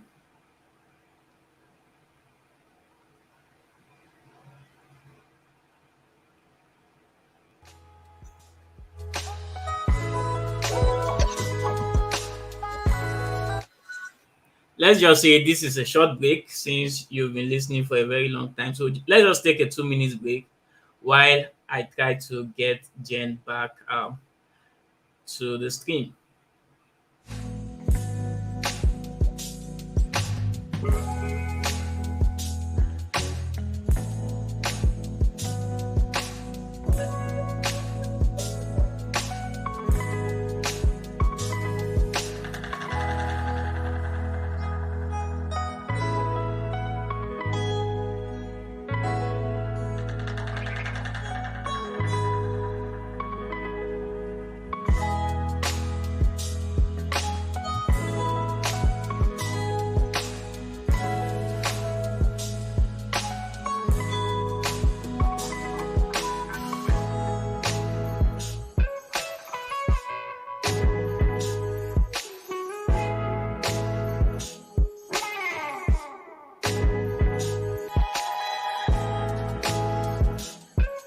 Um, while I'm trying to get her back here, just let me know the most valuable thing you've learned so far. Type the most valuable thing you've learned so far in the comment section so that I can see whether you guys are really learning something from this class. So, which point really hit you the most? Just let me know in the comment section, and let's keep the engagement going before she joins us again. Yeah, for those asking if it will be possible to watch the video after this class, yes, it's going to be available for you to watch, just in case you want to watch it again, or maybe if you joined late and you want to catch the early part, it's going to be available on the channel. But right now, tell me the most important thing you've learned, what has hit you the most in this class, what was the most valuable point you've taken um, from this class so far, um, before we move on. So Jen is back in the studio, and yeah, I'm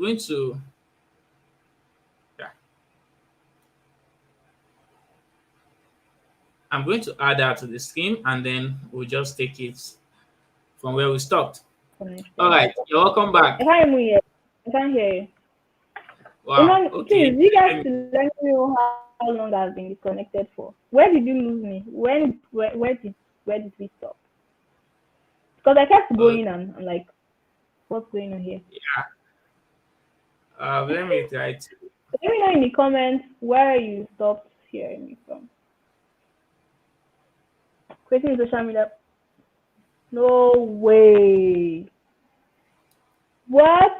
So when we started talking about hard skills, I was already off.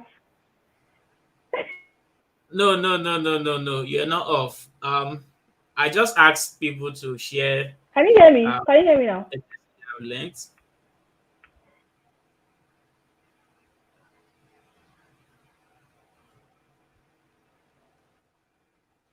Um. Okay, just give me a sec.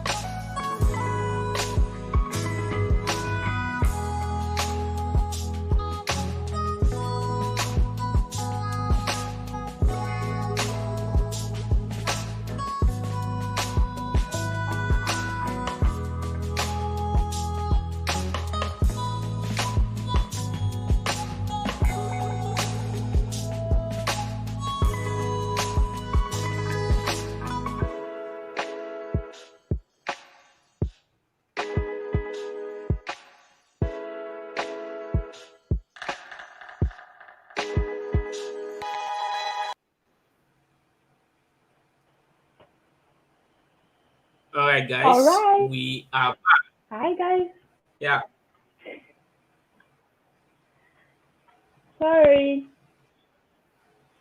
it's raining here, so okay. Okay, great. Okay. Okay, I was talking about how I fixed the technical hitch I had at the beginning. Okay, great. And I moved to hard skills already. Let me share my screen again.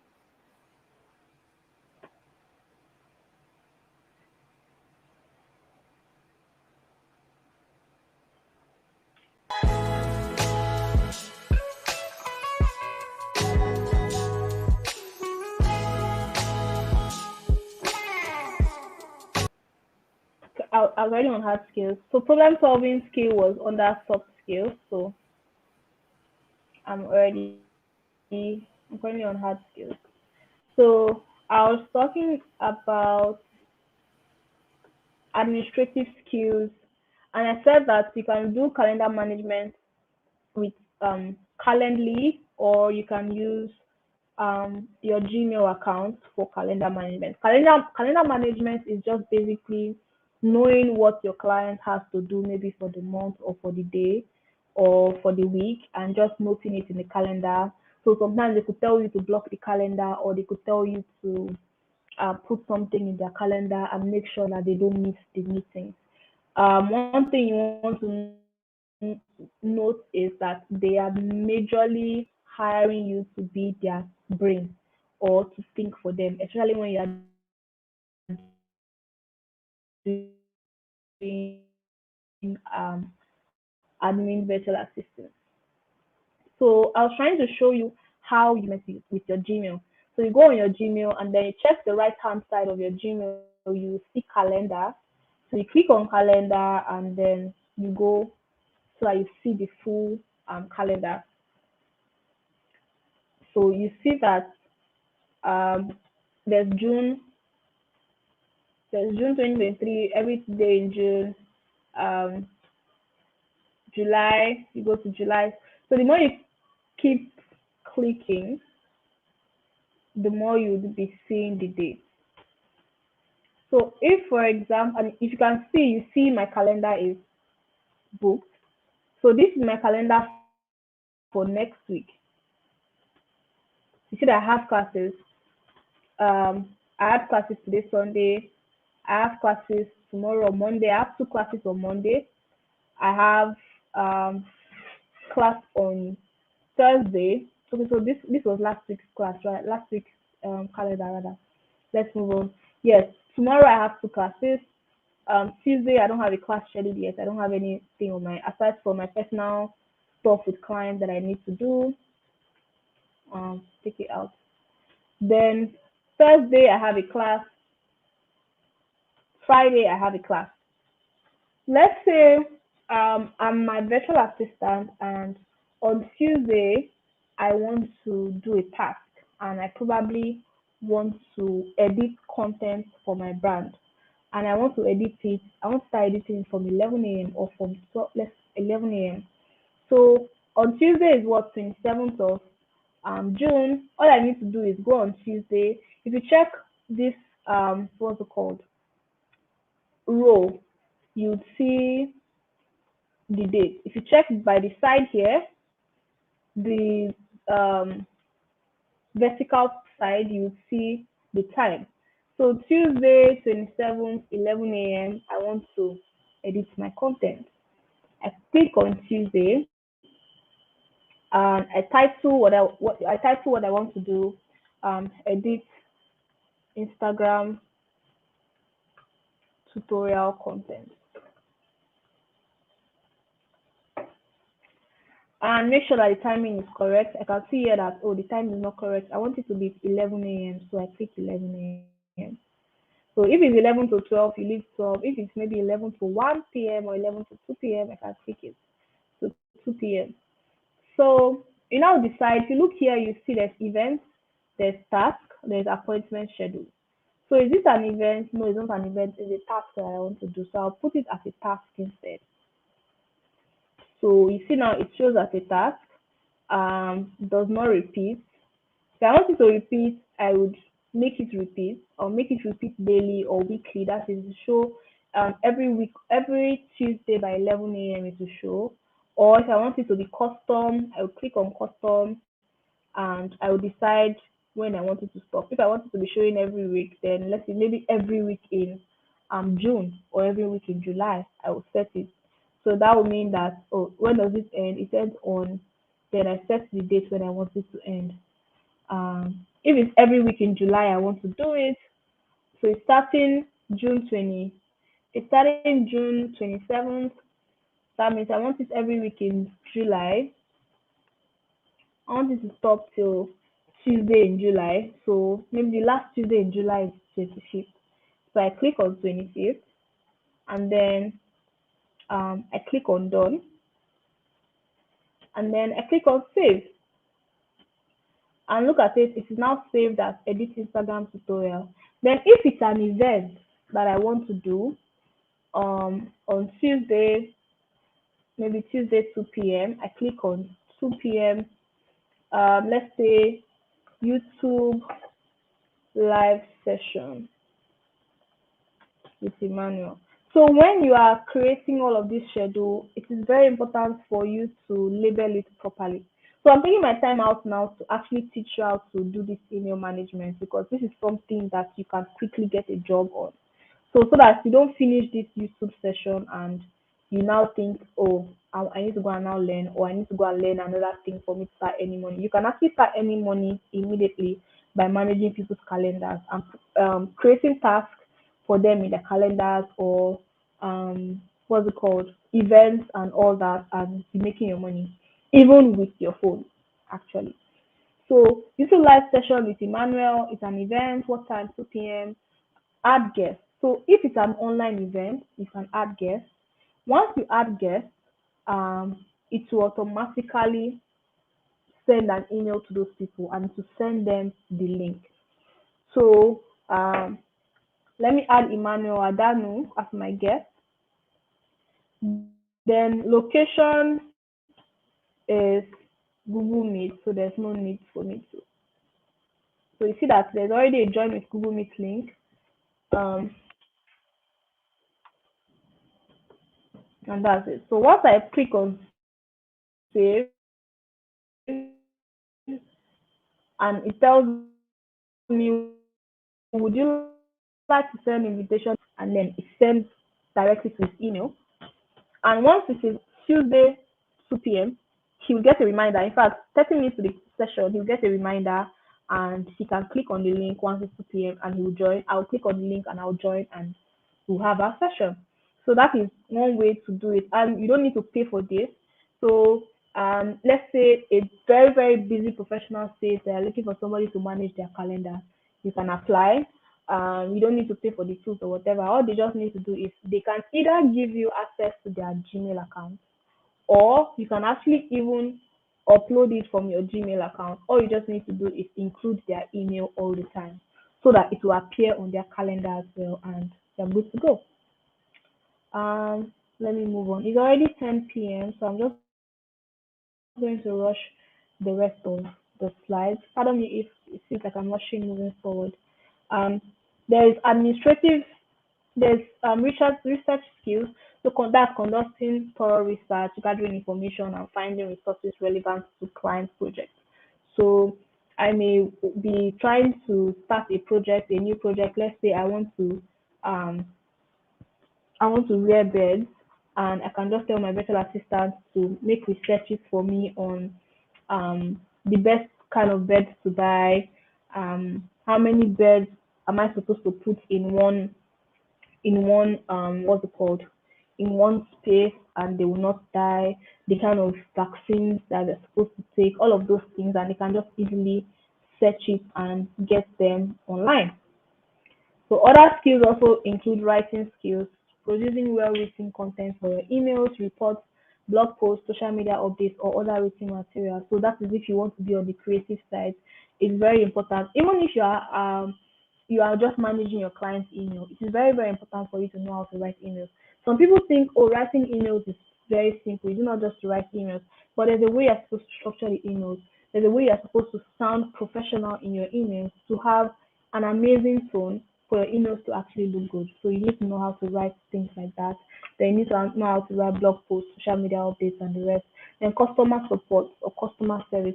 You need to provide excellent customer service, handling inquiries or issues and maintaining positive client relationships. So customer support can be managing emails, can be managing Instagram DM, can be managing WhatsApp DM, can be managing Facebook DM. So whichever platform that you can use to be a middleman between your client or the person you're working with and their customer. That's basically what customer service skill is all about. Um, Moving on, there are technical skills including computer proficiency, that's knowing how to type. Some people think they know how to type, but when it's time for you to actually type, you don't know how to type. For example, that's this contract that we created. Some people would actually submit it like this. Let's say a client asks you to create contract. Some people submit it like this because, oh, is it not type? I've typed it, but this is not looking organized enough. This is not looking good. You have to do it in a way that it look nice. For example, you have to space this one. You probably have to bold in this part. Then you need to edit all the parts that need to be edited. Just make it look nice. If you check, you see engagement services 1.1, the client. So this one has to be separated. Um, there's 1.2. 1.2 needs to be separated.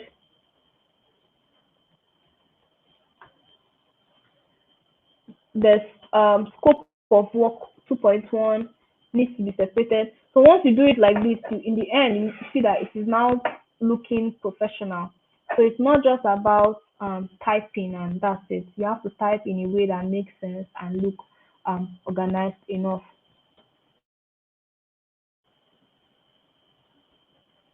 Then there's social media management. That is if you want to be a social media virtual assistant. That's understanding social media platforms, scheduling tools, content creation, and of course basic analytics. So tools and software for productivity and efficiency. As a virtual assistant, there are various tools and software available to help you streamline your work, improve productivity, and enhance communication with your clients. Some of the tools actually include project management tools. There's Trello, a visual project management tool for organizing tasks and collaborating with clients. I use Trello for one of my clients. So most of the times I like to say that you don't necessarily need to open accounts for this, for tools like this, because each organization or each client, they have this tool for themselves. So all they will just need to do is to invite you to come and join the tool, and then you log in and you start using it. So there's Asana, helps you track and manage projects, assign tasks and set deadlines. Communication tools also include Slack, so you can communicate via Slack. And I also see Slack as a um I see Slack as a virtual office. You know how when you come to a building, an office building, there are different offices, there are different departments and all of that. That's how Slack is. In Slack, there is a general channel where it's like the boardroom or whatever. Then there are like private channels where we can call it departmental offices. And then there is also a channel called random where people can just post jokes or whatever. We can call that the lobby or the leisure room in an office or whatever it is. Other communication tools include Microsoft Teams. It offers chat, video meetings, file sharing, and collaboration. There is Zoom, a video conferencing tool for virtual meetings with clients or team members. I'm sure a lot of you know Zoom. There's Google Workspace, which is my favorite. It provides email, document collaboration, and cloud storage options.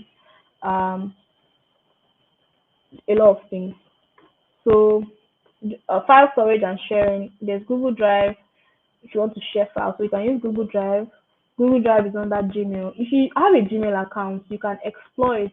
An amazing thing is all of these things is for free. All of these things that Gmail offers is for free.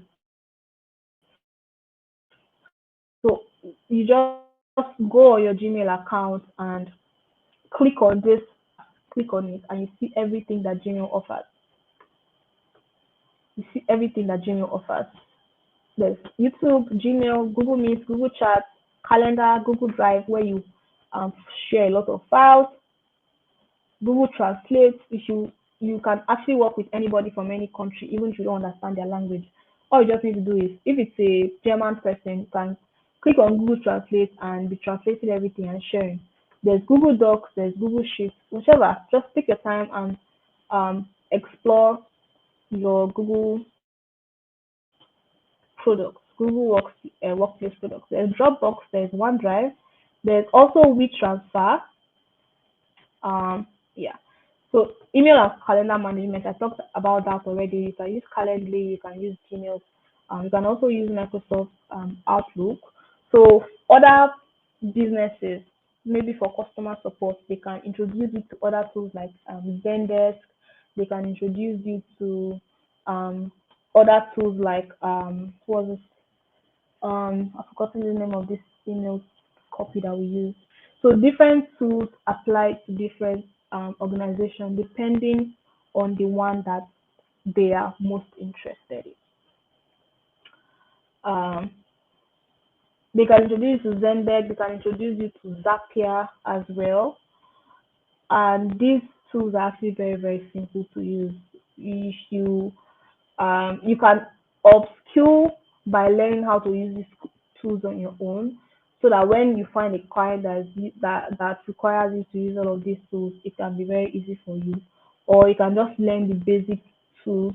Then when it is time for you to work with these clients, because they know that different tools differ for different organizations, they can do an onboarding session for you where they can carry you through all the tools that they use and how you can use it as well.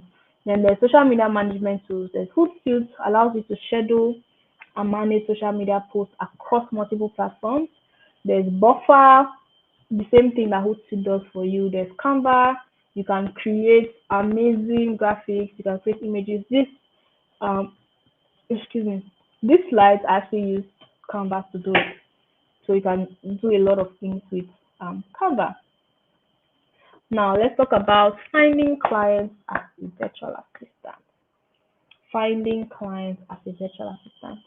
Somehow I feel like I want to take questions now before we move on, so that a lot of people's questions are not lost, and it is not like we keep hammering on a lot of things without coming back. So what do you think, Emmanuel? Do you think I should take questions now before I move on? Then we'll not have the last Q&A, or I should just finish everything first? Let me know in the chat because I can't hear you till now.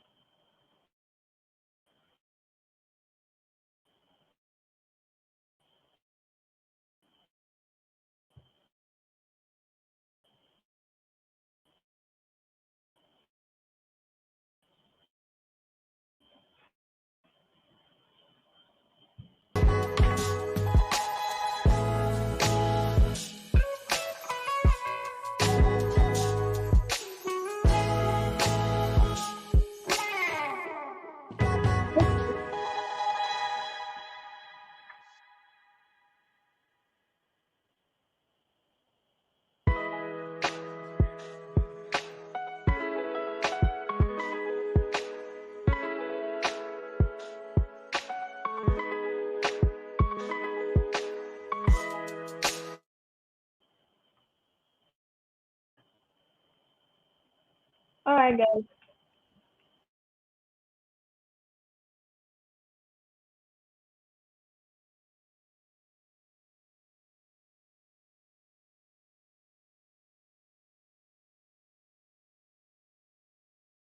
We are going to take some questions now before proceed to the remaining parts of the class.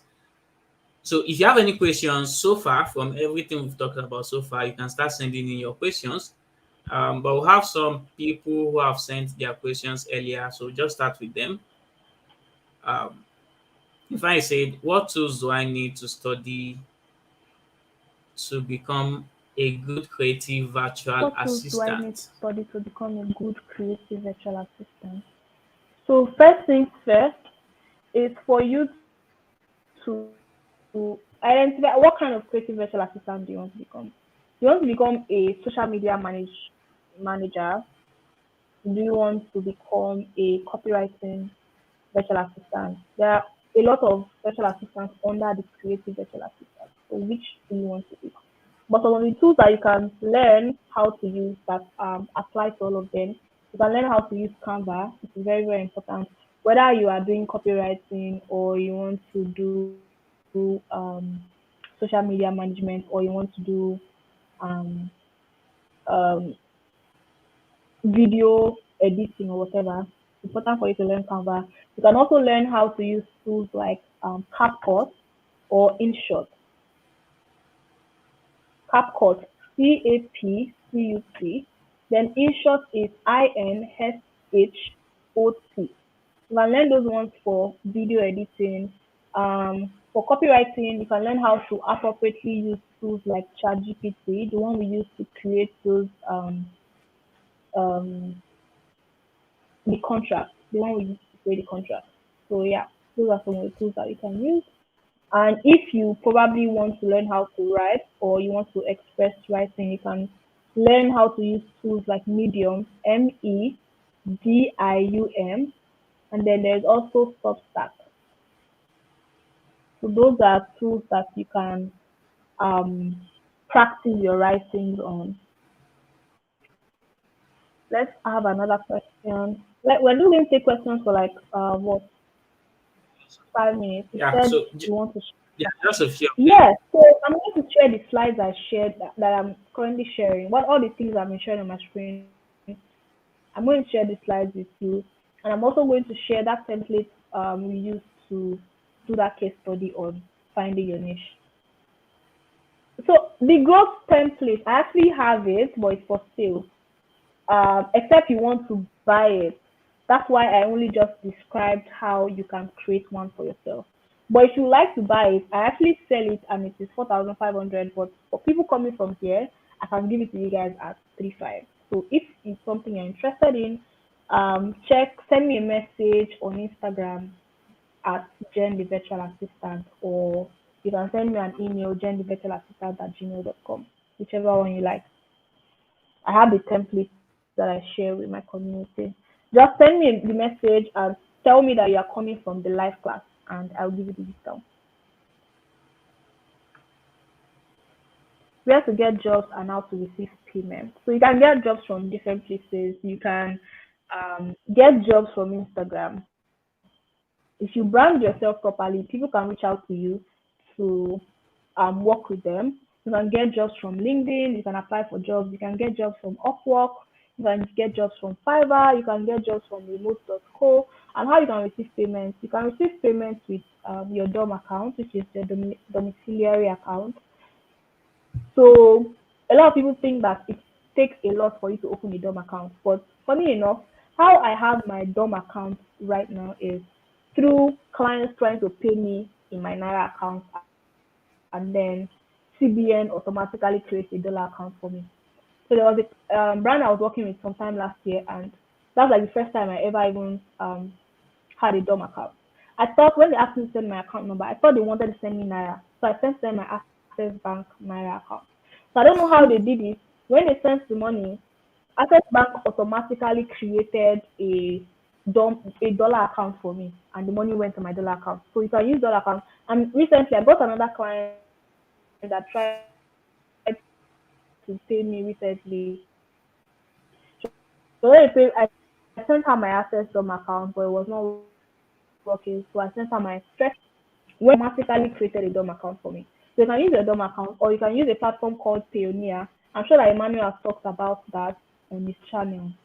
So I use Payoneer. You can also use Seller to collect your money. You can use Stripe, a platform called Stripe. So you can use any of these platforms to get paid. Let's take two more questions and I'll continue. I'd like for us to be done by 10:30 if possible, or at least before 11. So for someone who has a 9 to 5 job, can I manage freelancing via job as well? Yes, of course you can. You very much can. All you just need to do is just very, very truthful to yourself. What can you personally do? You think you can handle it? Because if you're doing a 9 to 5 job, let's say you're in a place like Lagos where there's a lot of traffic and you leave the house around 6 a.m. or even 5 a.m., you get to work, you do your job, you close by 5, before you get home, it's by 11 p.m.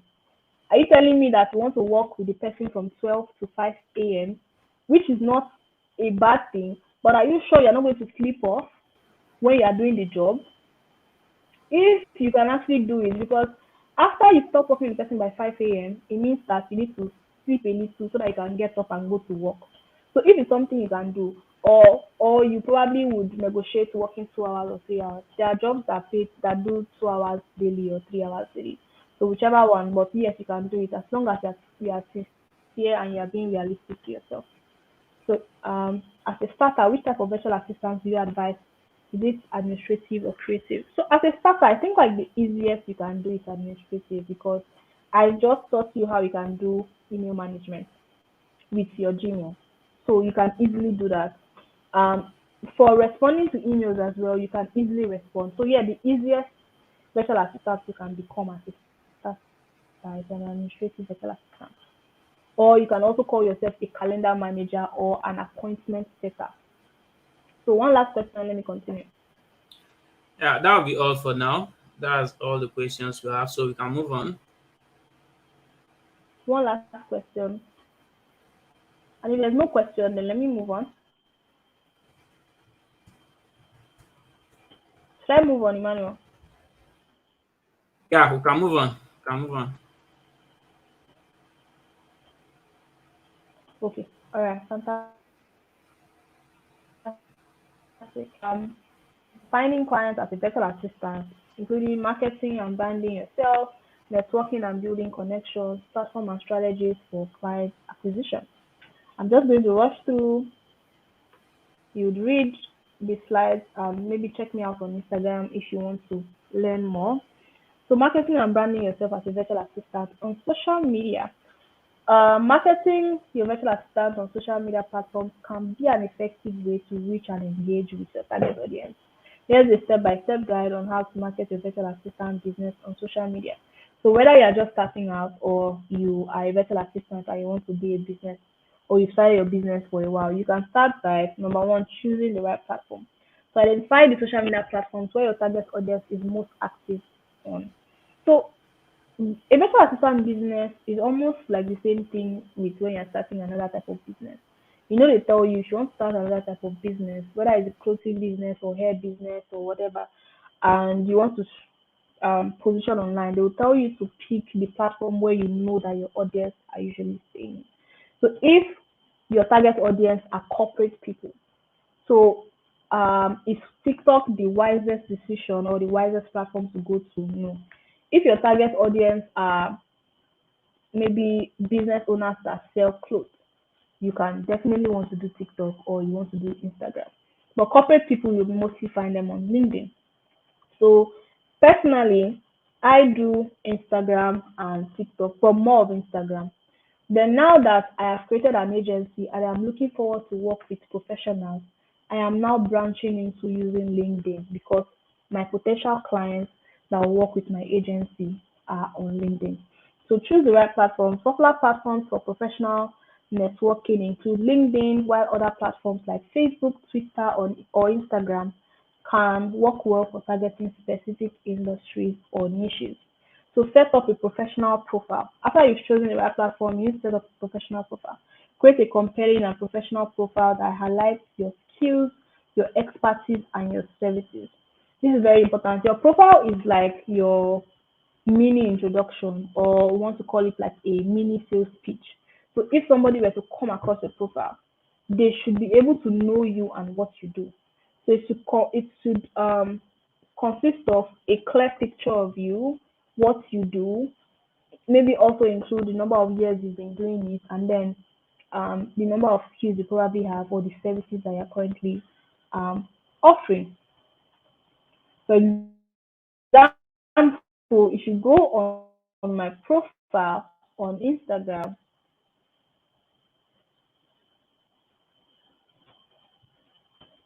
if you go on my profile on Instagram or even on LinkedIn, whichever one it is,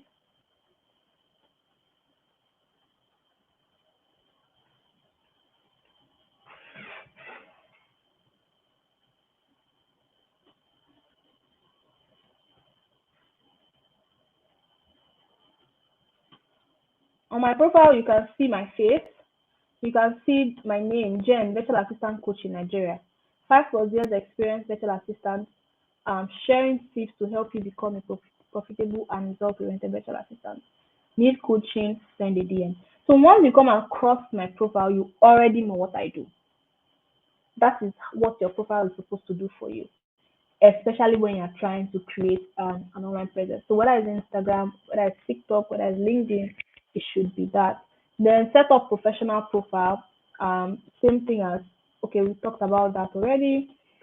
Define your content strategy. So remember that you're branding yourself on social media. So you need to set up something called a content strategy. Determine the type of content you will share to attract and engage your audience. A content strategy is just a what professional or big word to say the kind of content you want to be sharing and how you want to be sharing it. Number of times you want to be sharing it in a week or in a day, the time you want to share it. So this could include informative blog posts, industry news and updates, helpful tips and tricks, success stories, or behind the scenes glimpse into your work as a virtual assistant. Me, my major content strategy is actually tutorials and showing you the lifestyle of a virtual assistant. If you go on my content, you mostly see me working. You see me using content of me working, and then there's something written on it, or I'm teaching something. So then next thing you want to create engaging content. Develop high quality content that aligns with your target audience interests and pain points. Then when you are creating engaging content, you want to make sure that you are also engaging with your audience. Then leverage visual branding, make sure that your page is looking good enough. That's why you need to learn how to use tools like Canva and all of those video editing apps that will make your content look nice. So collaborate and cross promote. You can collaborate with people, utilize social media advertising. I run ads a lot. That's one of the things that has helped me grow. I've grown to 3K plus followers in less than 1 year from scratch, and it is advertising that has helped me so far. Um, Networking, if you want to network and build audience, you need to attend virtual events and conferences. For example, these events that we are currently on, you can connect with other people in the comment section, and yeah, you can learn, you can get to know more people. You can join professional associations and groups. You can ask for referrals. If you do good work, a lot of people can actually refer you. So platforms and strategies for client acquisition. Marketing a virtual assistant business from home can feel like casting a net in an enormous sea. When I started, it felt like it was really, really difficult. But the internet is really, really vast, and if you position yourself nicely, in less than 6 months, especially now that a lot of people are now going digital, in less than 6 months, you would actually get clients. As long as you are positioning yourself as an authority, every everybody wants to identify with people that are experts. Everybody wants to identify with people that look like an authority. So before they would put their faith in you, you need to have positioned yourself as an authority. You can do that by publishing content. So whether people are watching or not, just keep doing, just keep showing up. In the end, it would work better because it's going to actually be a means of you what's it called, documenting your journey. I remember what we talked about documenting your journey earlier. So now way you can get clients, you can reach out to potential clients via cold calling or cold pitching. You can use LinkedIn profile to approach executives. I have a content on my page where I share templates you can use to reach out to people on LinkedIn so that you can work with them. Just pitch to them. You can also create personalized pitches. So you can go on Instagram and look at businesses that are on Instagram and think what you can do for them, then get their email address, create a proposal of what you can do for them, what you think their business is lacking, how you can be of benefit to their business or solve that problem that their business is currently having, and what they can pay you for that. Another thing, you can ask your friends and family for a shout out. So me, once I'm looking for new clients, I would always tell people, "Oh, I'm looking for clients." Or when so I take four coaching. I take at least four coaching students every month. So if my students are not up to four, at that month, I would be telling everybody, oh, I'm coaching, or do you know anybody that is looking for who coach them virtual assistants? That helps. I think that a lot of times we underrate our family and our friends. We think, oh, this person cannot pay me now, this person cannot hire me. But the truth is, they may not necessarily be able to hire you, but they may know somebody, or they may be in a gathering where somebody is looking for your skill. And because they already know that this is what you are doing, they can easily recommend you. So another thing you can also do is to team up with other virtual assistance agencies. So you don't necessarily need to work for yourself. You can work with another virtual assistance agency. After all you want to do is provide skills and get paid. So you can do that. So you can use job boards or freelancers, freelancing boards. You can use Upwork, you can use Fiverr, you can use Flex Jobs. You can leverage your network, people you talk to. You can post on social media, create a professional website. Just do everything to make sure that you are making use of the internet.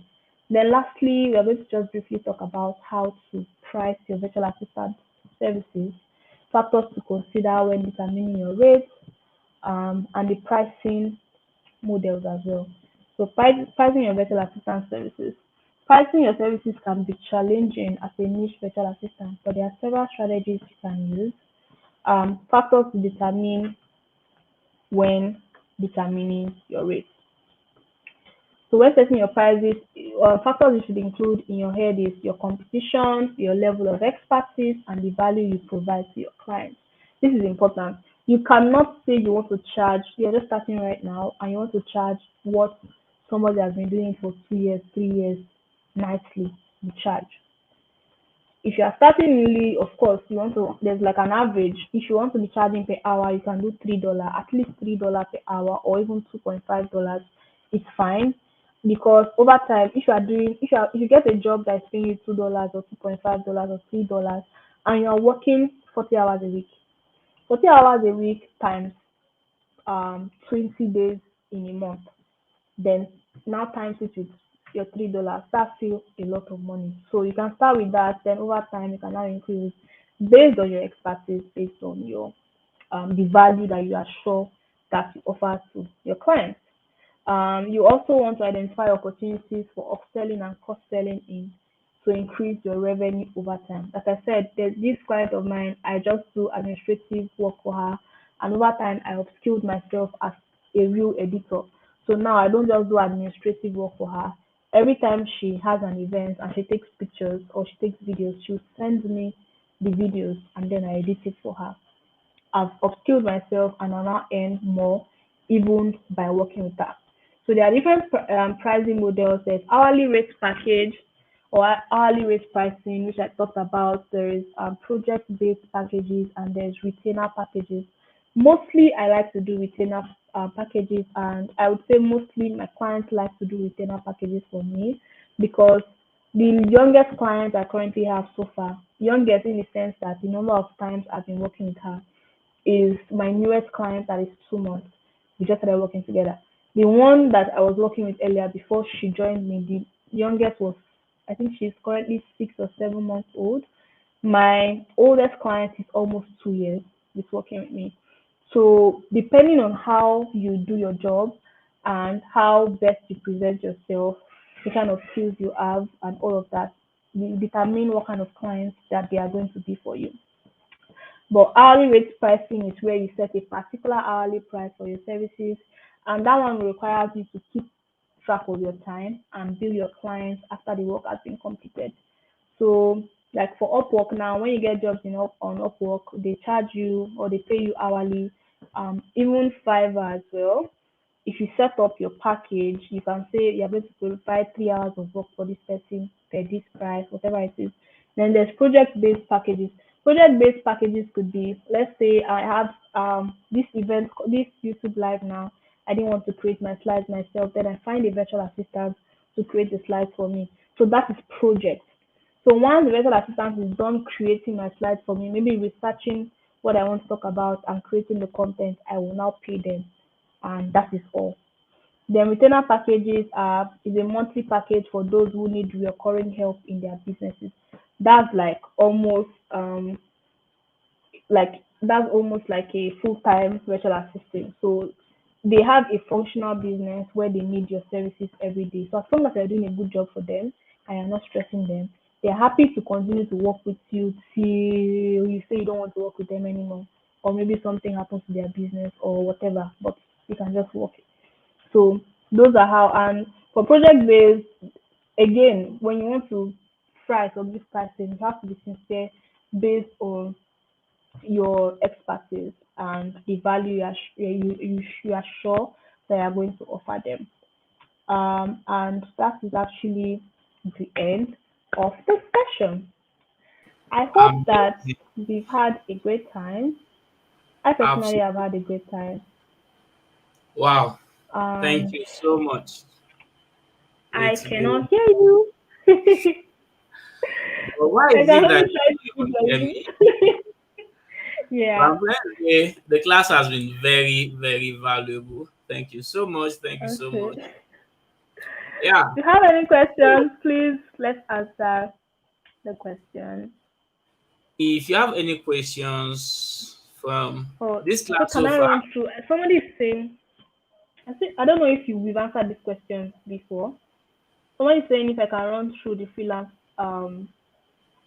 platforms again. Okay, can you run through the freelance platform? So the freelance platforms I talked about, there's Upwork, there's Fiverr, and then there is um Freelancer. There's a platform called Freelancer. Then there's also JobFlex. There's also Appen.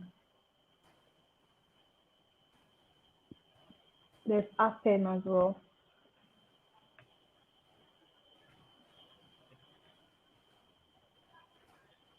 Anybody with any questions? All right. So if you have any questions, please send in your questions. We are about rounding up. And while they're working on that, please tell us if there's Okay, any so other no way other people questions. can get All right. to Thank connect, you and so much. if Okay. you Thank have you so much for the time, Emmanuel. I yeah. really, really appreciate. You guys, if you like everything that we've talked about and you probably want to learn more, if you'd like to get coached, I have a one-on-one coaching program that is for 6 weeks. It is actually 55,000 naira. And everybody that follows me knows that I do not reduce my pricing. Like, I feel like I have a lot to offer. I know, not I feel like, I actually know I have a lot of things to teach. And aside from that, like I told you, I'm fully booked as a virtual assistant with my clients. So anything that would make me not give my time to my client has to be very, very worth it. So I never really, really offer discounts. But based on the turnout here and how everybody has responded and all, if you are interested in the coaching program, just reach out to me. Let me know that you're from the YouTube live session and let me know what you want to pay for the coaching. So two things we can do, like I said, is a one-on-one coaching program and it's 55,000 naira. So if you offer a good price, we can do one-on-one coaching at your price. But if you think that the budget is too much and you have like maybe a lesser budget or whatever, we can decide to do a group coaching for everybody from the YouTube live.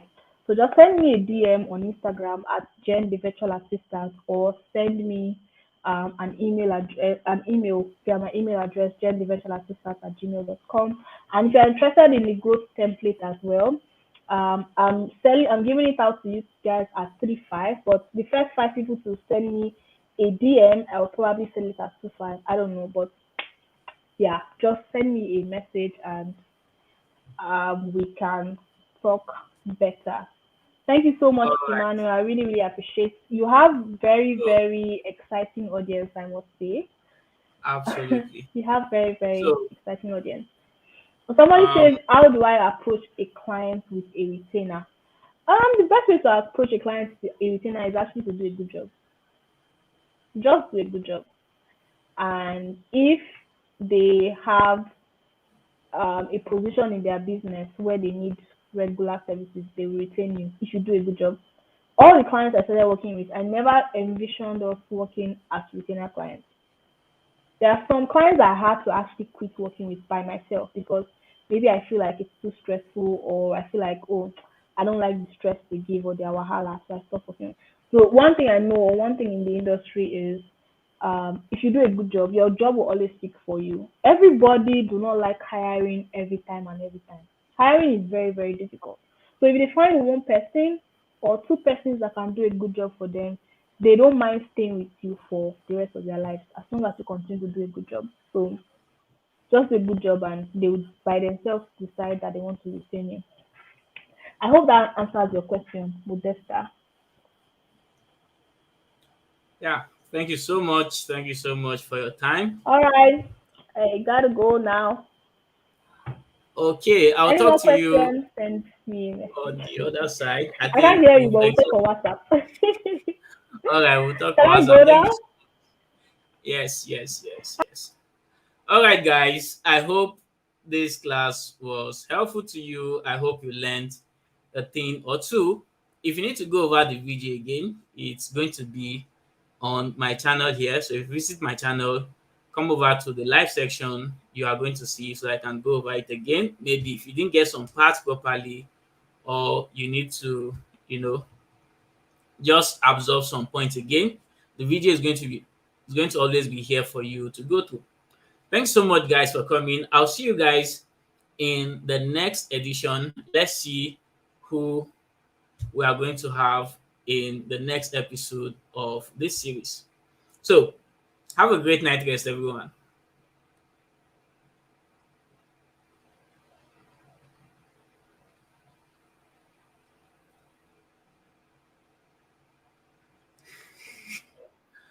Okay.